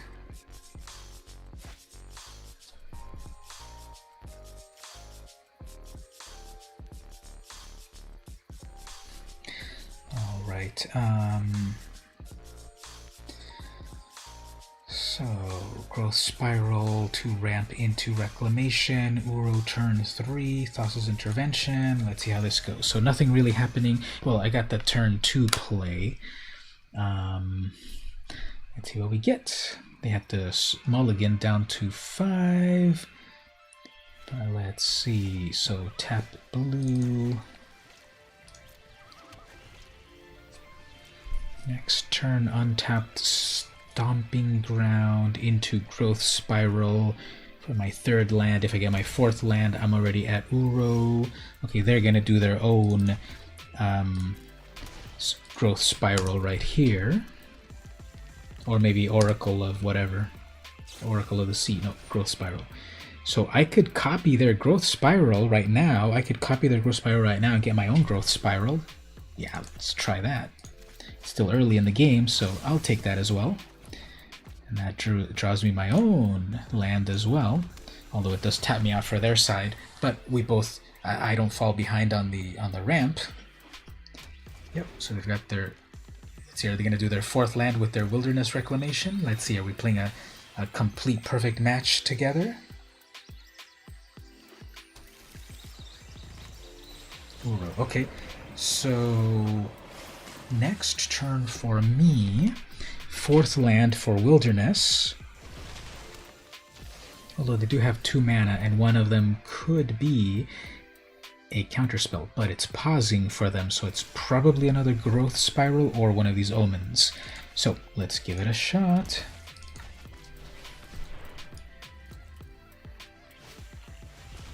There's that growth. So I get out my own Wilderness Rec. They get to scry. They're down to 2 lands. They bottomed it. Okay, that untaps everything of mine, and I'm in a good position here.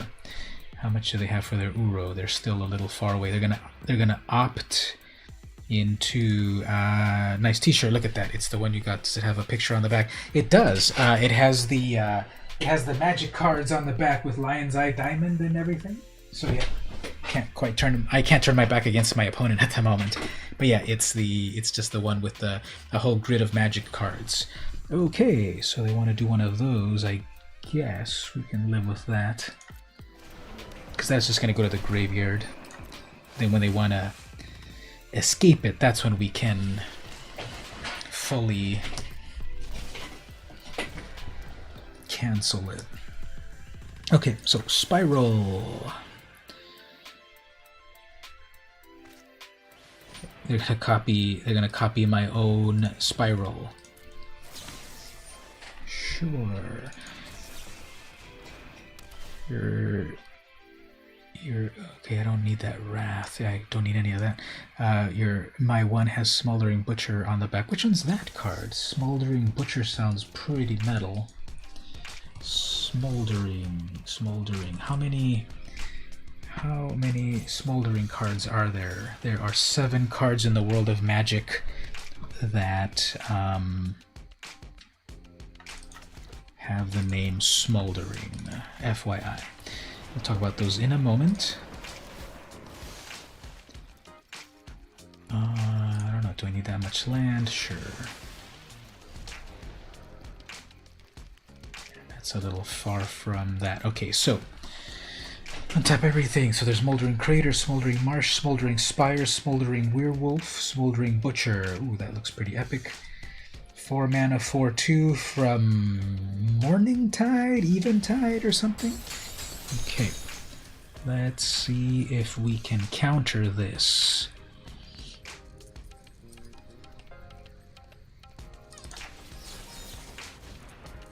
And they have their own counter spell, so that might be okay because I could still. Well, they're gonna copy my counter spell. That's fine.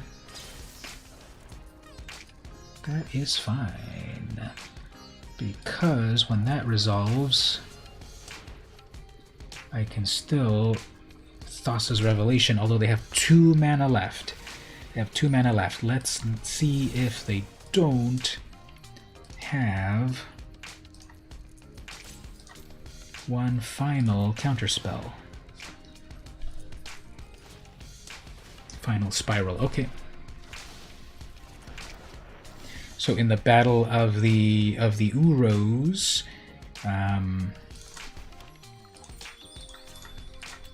so I need one more thing in my graveyard. How about a fetch land? So yeah, you can counter. You can use that to counter someone's counter spell because you copy their spell, and because of the stack, your copy happens first, last in, first out, and then so it counters the original counter spell, which never has a chance to resolve. And we'll just fake it like we've got a bunch of great stuff in hand here, even though I could. They have exactly 5 cards in their graveyard, so they will not be able to Uro, possibly, actually, if they can like opt something, I guess. They'll put one more thing in there.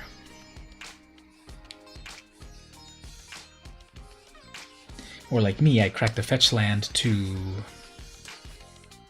Oh man, okay, so... At least they tap out. Get a bunch of cards.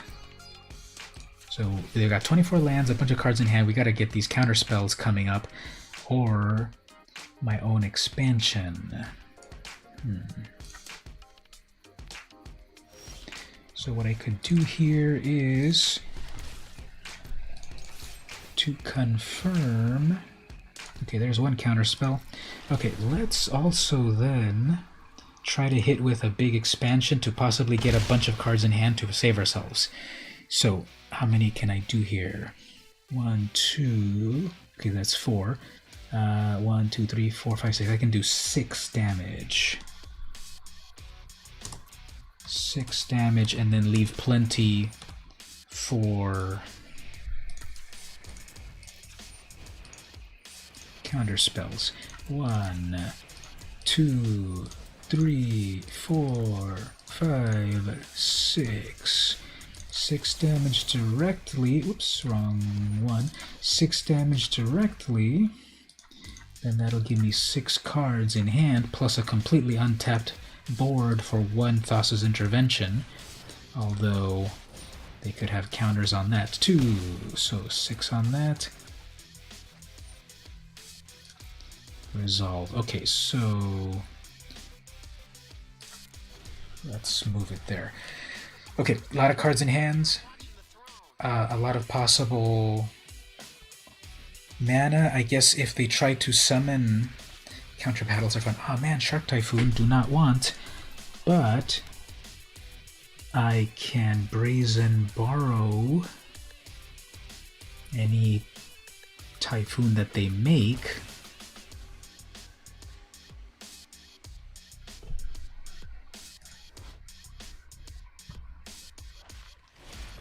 So they're trying to bring out an Uro. They're tapped out, so let's prevent that. Tapped out, so I just need a 1.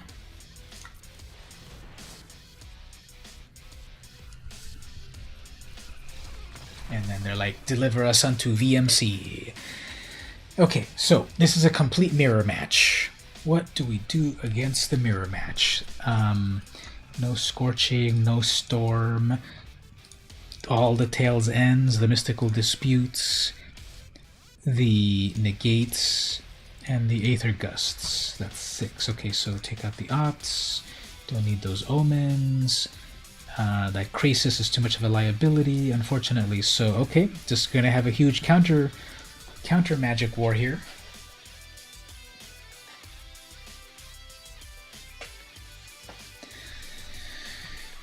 So counter battles, not many people understand the stack exactly. It's all about responses and double crossing and triple crossing your opponents. Network error? No! What is happening with network error? What is happening with network error? So it looks okay so far, I hope. Hopefully this network error was no big deal. But that might be anyway the universe telling me, you've streamed for 3 hours and 42 minutes, why not take a break?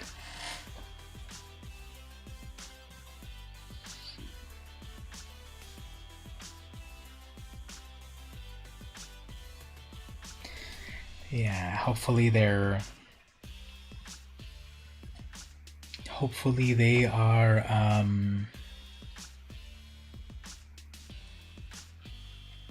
sideboarding as well. Hopefully my network's not crashed up here.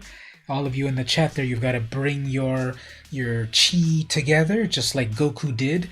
Bring it all together into a huge spirit bomb and then launch it at the servers and make sure that the server is okay, because I don't want to lose this from a network error. And I'm just gonna say, hopefully, let's check our timer here.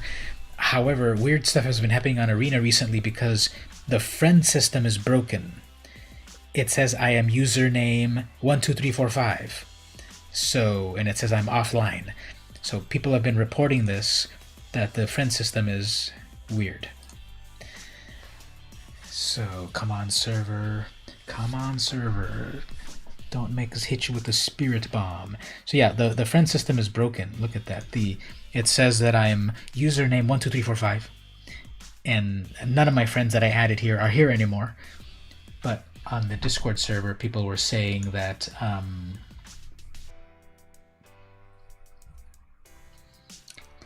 they noticed that a week ago. I noticed that like on Thursday or Friday, but other people said it's been happening longer.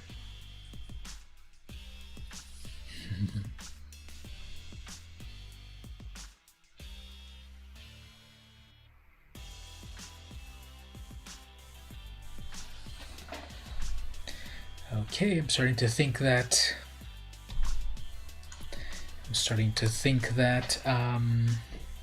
it might be my network error.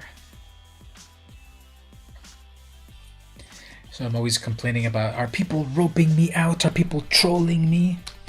It's very rare that my arena connection goes bad. Very rare. I mostly have trouble with my streaming, because over on the Twitch it looks all glitchy.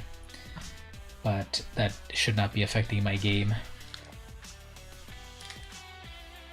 So my CPU is doing just fine. Usually the fan is on and I don't hear it here, so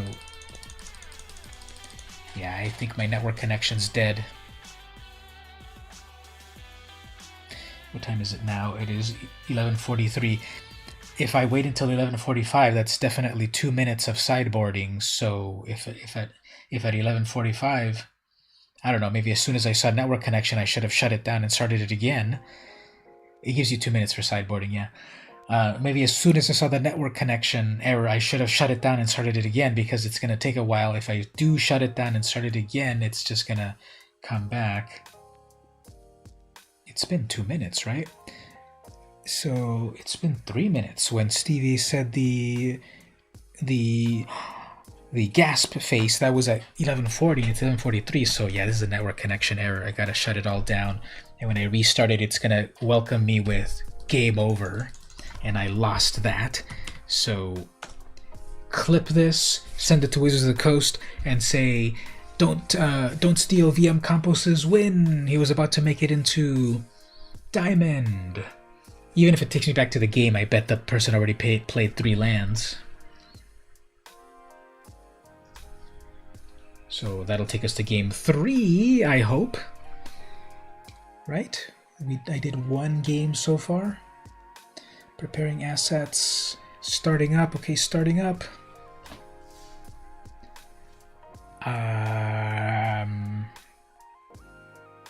Okay, weird. Probably gonna do the same thing to the opponent too. I hope so. So it took me back to nothing. Okay, I guess. Did it hurt my ranking? Platinum tier 1. It hurt my ranking, right? I was at Platinum 1.2. I had 2 here, or did I just get into Platinum? I think I was at Platinum 1.2. So it took those back.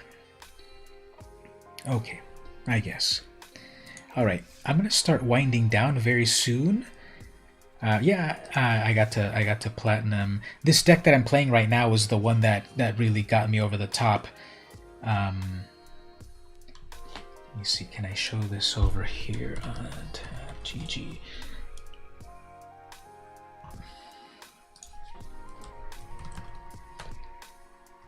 What's this thing called?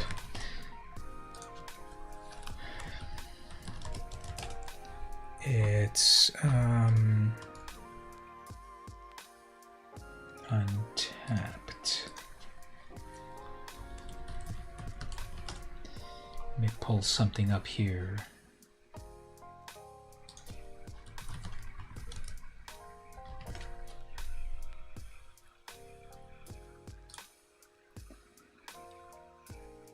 Just let me pull something up here for fun.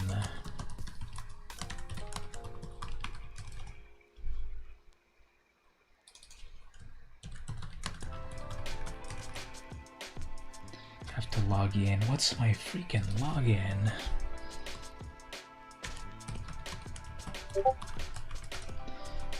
Notification.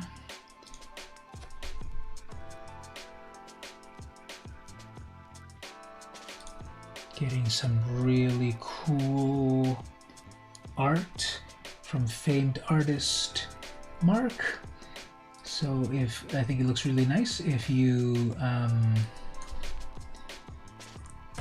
would like, we can show that on the stream. I think it's pretty cool. I think people would love to see your art.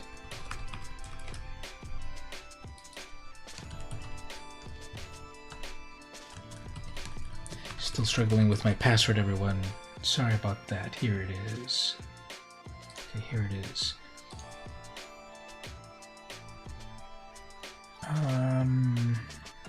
Web browser. Okay, so it's still loading up. I'm using my tracking app over here to track my progress. So here's what my most recent progress looks like. Look at it right here. So when Ikoria came out, I got up to gold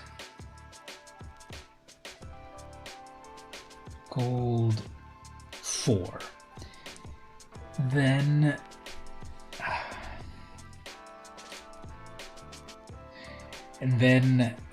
I think people are very, very good on Arena nowadays. So unless you're playing tier decks, you're not going to get that far until unless you're playing tier decks. So I wanted to play this. So I was, for fun, I was playing this Narset Planeswalker deck, which, you know, it's not a tier deck really, so not that great. I was playing some Kahira. I was playing Black Devotion.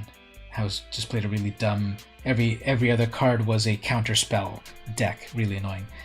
And then that's like, okay, I'm just dropping down like whatever I'm trying to play with, and just it's not good enough for the ladder. So I'm like, okay, let's play for real. So I switched over to this Temur Reclamation deck, and as you can see it highlighted right here, I went from silver 1 through gold through platinum into diamond. So this deck has a 70% win rate. All of the pros in the world of Magic say 60% is like godlike. Now, I'm not saying I'm as good as the pros. I'm just saying that I've been able to run this deck pretty well, pilot this deck pretty well. And as you can see here, 26 to 11, 70% win rate. When I got into Platinum, then I said, okay, let's play fun stuff. So then I started to play Lurrus. That one, as you can see here, did very badly. 10% win rate, even though everyone was saying, oh, Lurrus is the new hotness, and it's going to shake up the meta. So then I switched over, what else? I did this dumb Ulamog deck that I know is not going to win. It's just for fun. But I'm like, let me play this fun, dumb deck at Diamond and see what happens. And obviously, failure. But fun. Failure, but funler. And then I played this historic Ulamog, which is 50% just 1-to-1 wins. And then I went back to Lurrus.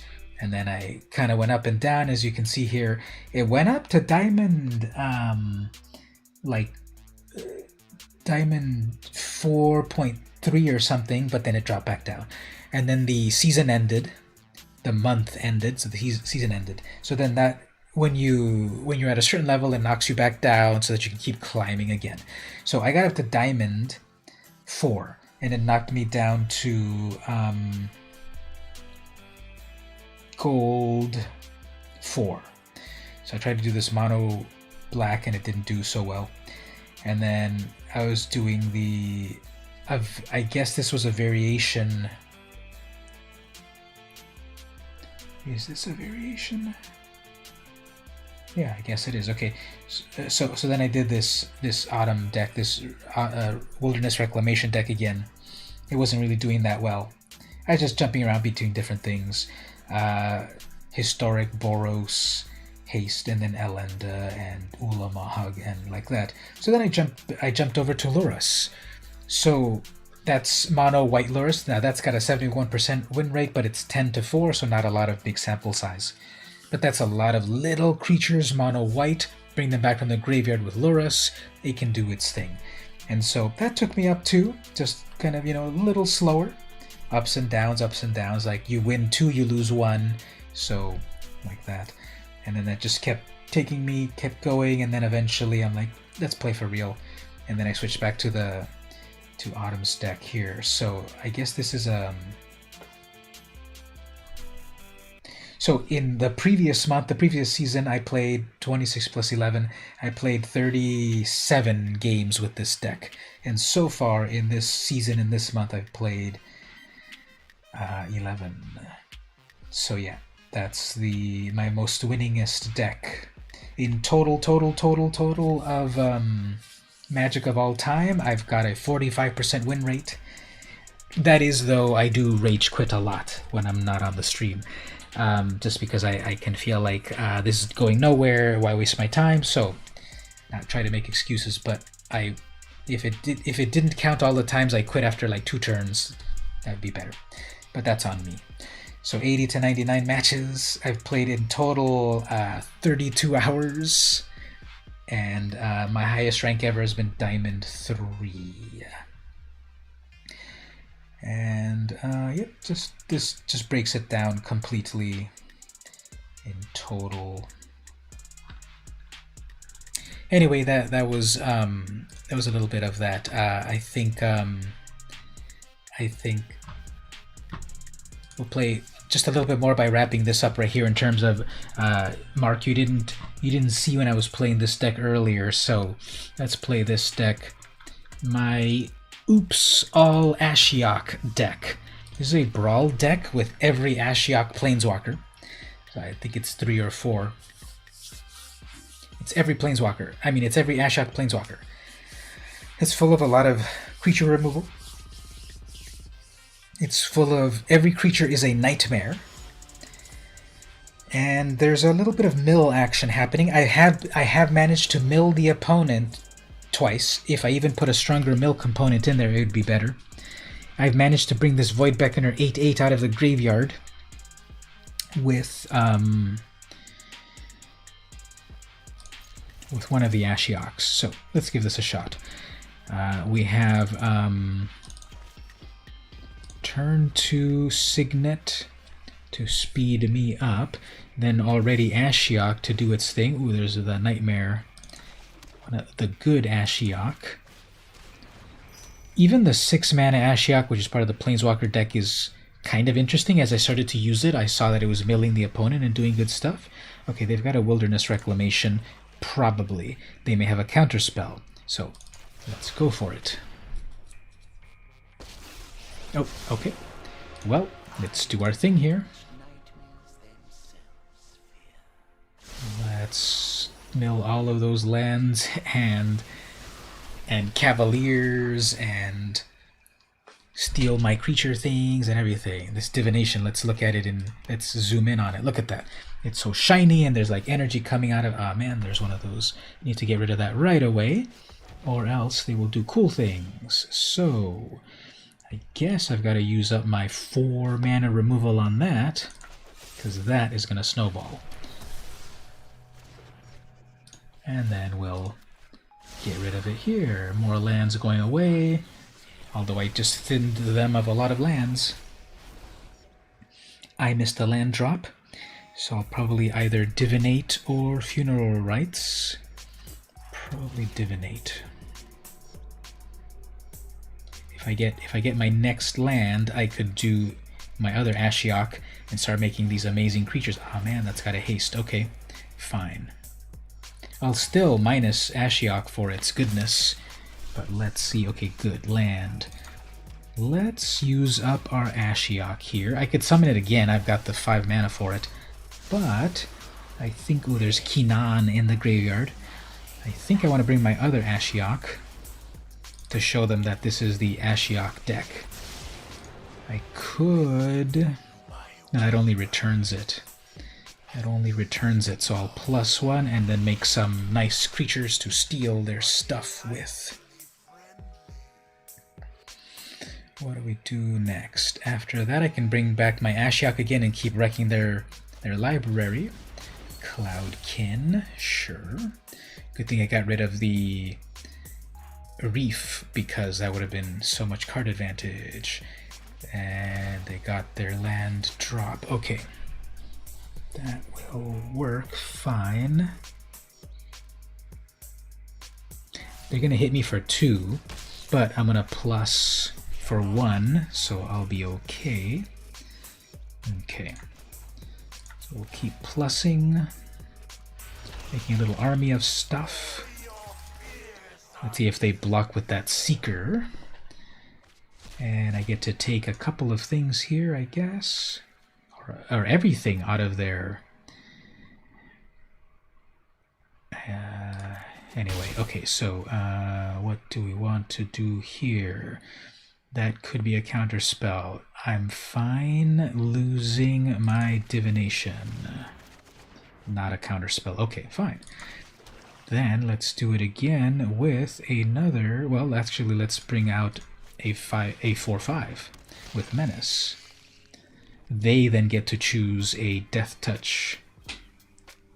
So you played a commander player with a standard deck 2 days ago, and you wrecked them. So they had standard and you had commander. Interesting.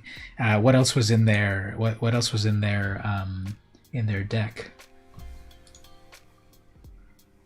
Oko, which is banned in standard. It banned everything basically except commander. Okay, so they got a ton of things in the graveyard. Okay, return something. If I get it to -7, you may cast up to 3 spells from among face-up cards in exile. I wonder why it mentions face-up. Okay, because you can actually put some things. Look at all that stuff in their exile. So Iluna is going to come in as a 6/6. Cool. What did they do with that? They have a Chandra. Okay, I guess they're going to wipe the board with my with my things, but I've got a price of fame to kill that Ghidorah, so no problem. You probably want to attack my Planeswalker first, then you want to Chandra for board wipe. My 4/5 will live, however. Oops, okay. Oh, I see, never mind. Chandra does that. It's only for one direction. Oh, okay, never mind. I thought that couldn't attack. Okay, anyway, let's get their commander out of here. You were trying to prove a point that you don't need walkers to win. That is a good point to... That is a good point to do, definitely. Okay, don't really need that stuff.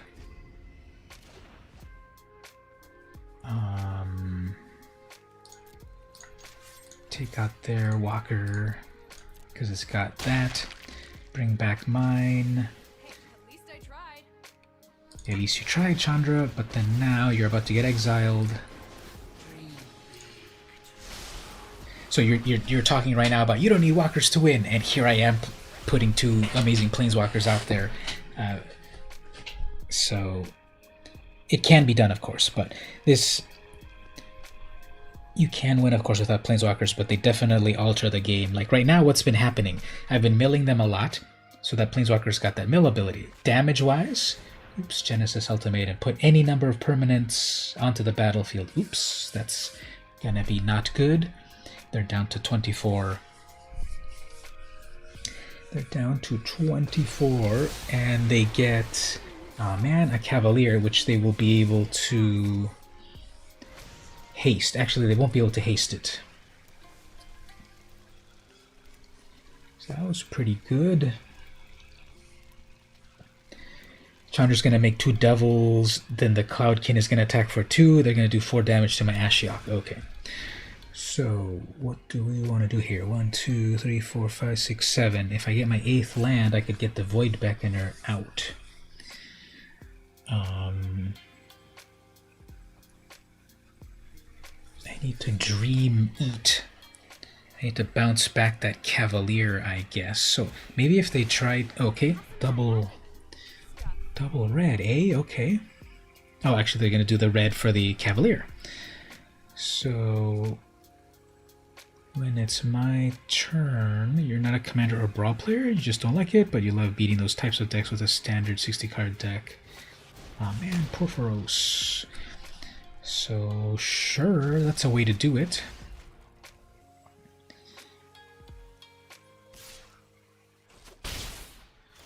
Alright.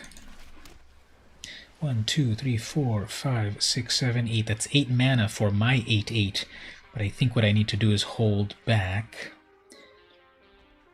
It's even sweeter with vintage decks. Yeah, I love prigging out those old white border goodness. Okay, I think what I'll do here is pass, because then if they try to mutate onto their Cavalier, I'll have to bounce it back right away, or else they'll get the trigger. That'll give them a 6/6 flying trample. So I need my removal. They have 16 cards in their deck. Okay, so they're mutating it that way. I guess I need to stop it before the mutation, or else I'll get... Or else they'll get the mutation out of it, which will get a lot of great stuff out of their graveyard. So first I'll scry 4. Hopefully get an answer, such as my extinction event. Oh, nice. They get to Tails End me. So that was a big failure.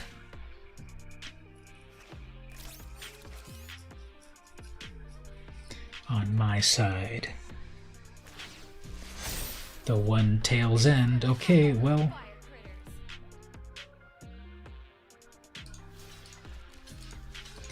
I don't think I'm going to win this one anymore. That Tails End really devastated me, so... Unless I get my extinction event, I gotta clear that board.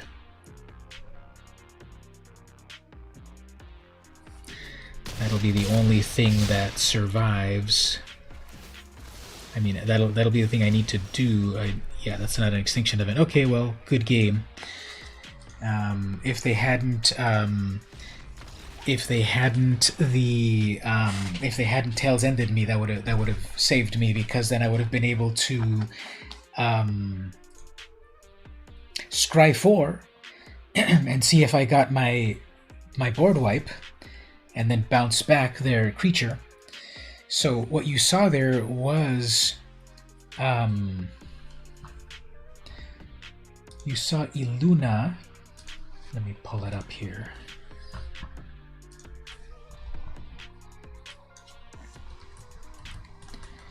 Iluna. This is what their commander was, but they had the Godzilla art, which is King Ghidorah. So it's the same card, and it looks like a Hydra, but as we can see here in the type line, it's a beast elemental dinosaur. They kind of attached a Godzilla creature onto another creature that might not be the same type. I see this as some sort of Hydra, or I guess they count it as a dinosaur. But the original art is this, a beast elemental dinosaur, which this I don't see as a dinosaur either. But it's an elemental, I guess, because of all of the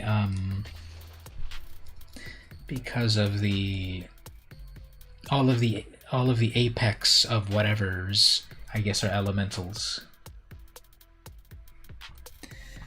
So we'll do one more. I started another game. If I had not been tails ended, I probably could have gotten stuff done, but they had the perfect card at that moment. Now, this is a deck that my commander, the algorithm is hilarious. I'm trying to mill them. They have a planeswalker, a commander, that they win the game when they get milled. So how does this ever happen that the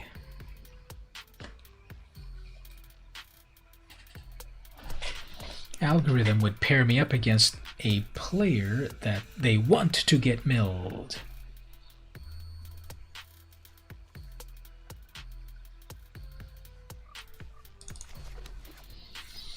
Alright, so what do I want to do here?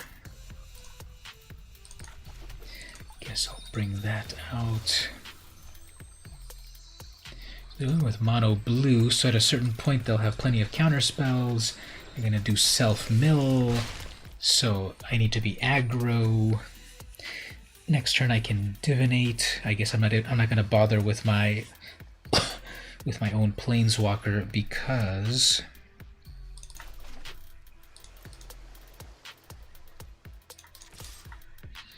they want to get milled.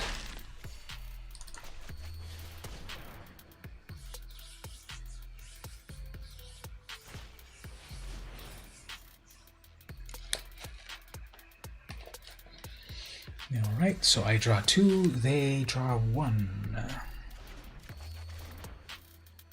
And no lands. Okay, so I can probably mutate pretty well into a 4/4. Yeah, so let's see. Although it looks like they're about to pass the game with 4 open mana.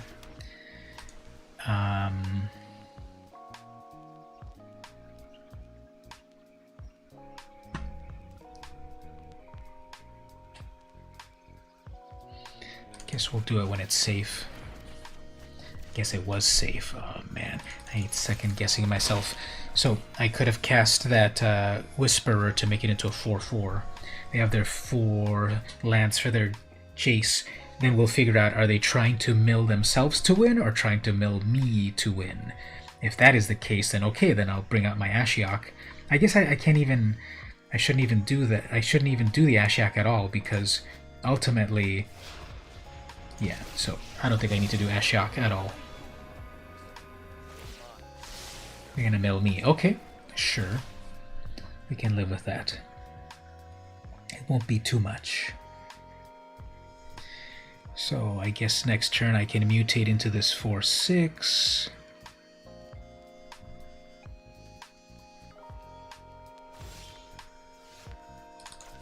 Now I'll mutate into the 4/4 that way. Later, I can double mutate.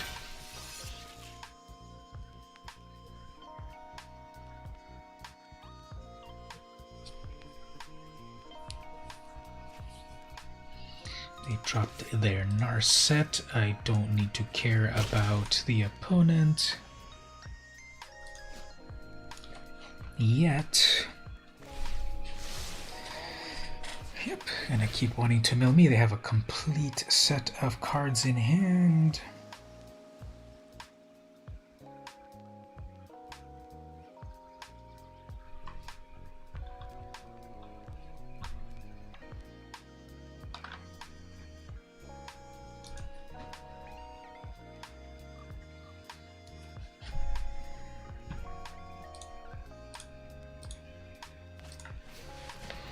Dungeon Geist. Okay, that'll be fine actually, because then when I mutate here,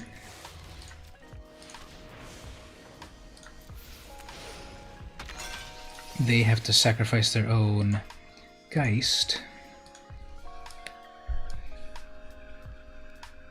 And that gets unlocked, but that did then lose me a turn.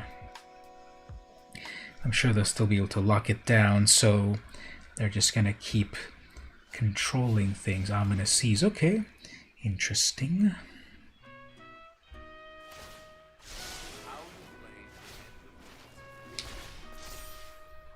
So they're gonna try to Ominous Seas. What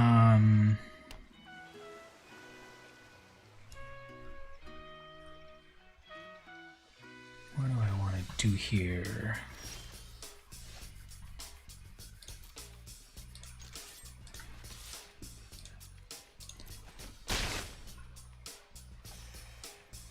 Takes 5 in total.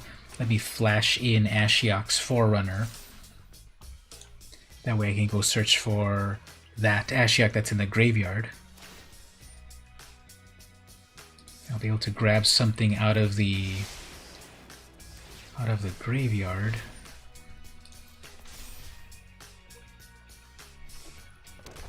Okay, I have 7 mana, lots of blue mana. I'm surprised I haven't done any counter spells yet. They're divinating. Sure. That draws them 2. I still have my Menace on my Chittering, so even if they have 1 Kraken, I can still come in with Menace and Lifelink. So they're going to do 8 damage, but I do 4 damage to them.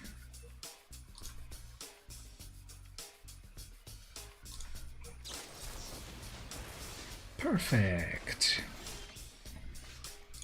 Okay, so I guess here I'll just bring it out now. No, they're gonna have 1 more thing? I doubt it.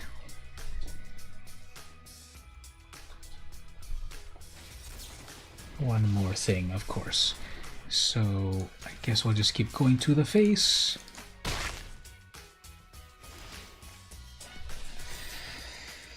So Ritual of Soot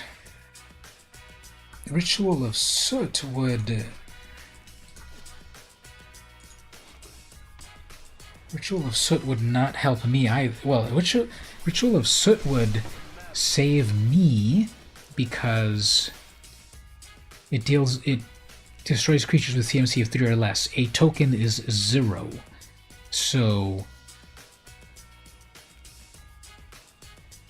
currently the Chittering Harvester got mutated on top of a 1/1, but when something goes on top, it inherits all of the things about it, right? So, okay. I don't know. Is this game over?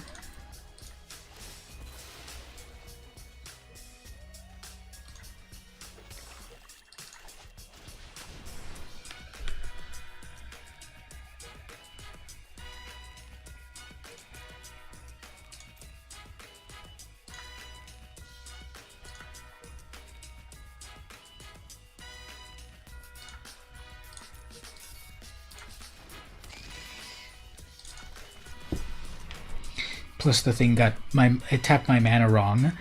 I could have been able to also summon my other 3/3. So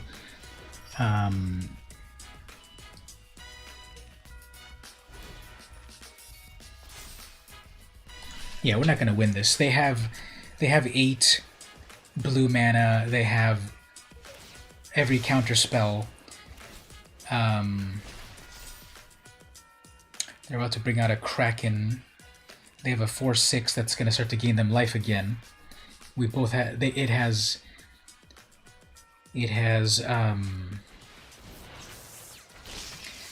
right, everyone. So that was some good gameplay for the night, and I think it's time to wrap up. So thanks everyone for visiting, and we got some good games in, made it up to Platinum 1, very close to getting to Diamond. I also went from Bronze in Draft over to Silver, so there's a little progress going on there. And yeah, I'm gonna do the early access streamer event on Wednesday the 24th. I haven't decided the time yet, but probably some time on and off all day long. Definitely nighttime. Wednesday night after my class, that goes from 6 to 9 or so, so definitely at 9. But then maybe also for earlier time. So thanks everyone for hanging out. Really appreciate it as always.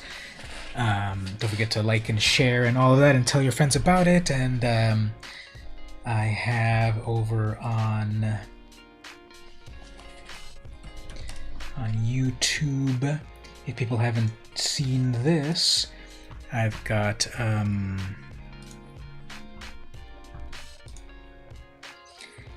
brand new video on Core Set 2021 where I look at every single new commander that is coming out in 2021. Every legendary, and how to and making a commander or Brawl deck from it. So that's out there. Check that out. And then also this past Friday, or 2 Fridays ago, I had a episode of podcast with Deb Doodle. Go check that podcast where we talk about, it's also on my YouTube here, where she and I talk about Magic. So you can go back to Let's Enter the Arena, episode 76 with Deb Doodle. Go check that out. And then this morning I did live the Top Comic Books Live. This is the 2nd week that I've done it. It was pretty cool. We talked about new comics coming out. So that's now I'm trying that for a little while, every Saturday at 11:30 a.m. Pacific time. So last year I used to do streaming at 11 a.m. and 11 p.m. I'm trying it again, but this time a little bit later at 11:30 a.m., but this time a comic book series. So I did that one this morning, and I'll do one next week. So thanks once again, everyone. This has been VM Campos, and I'll see you in Ikoria.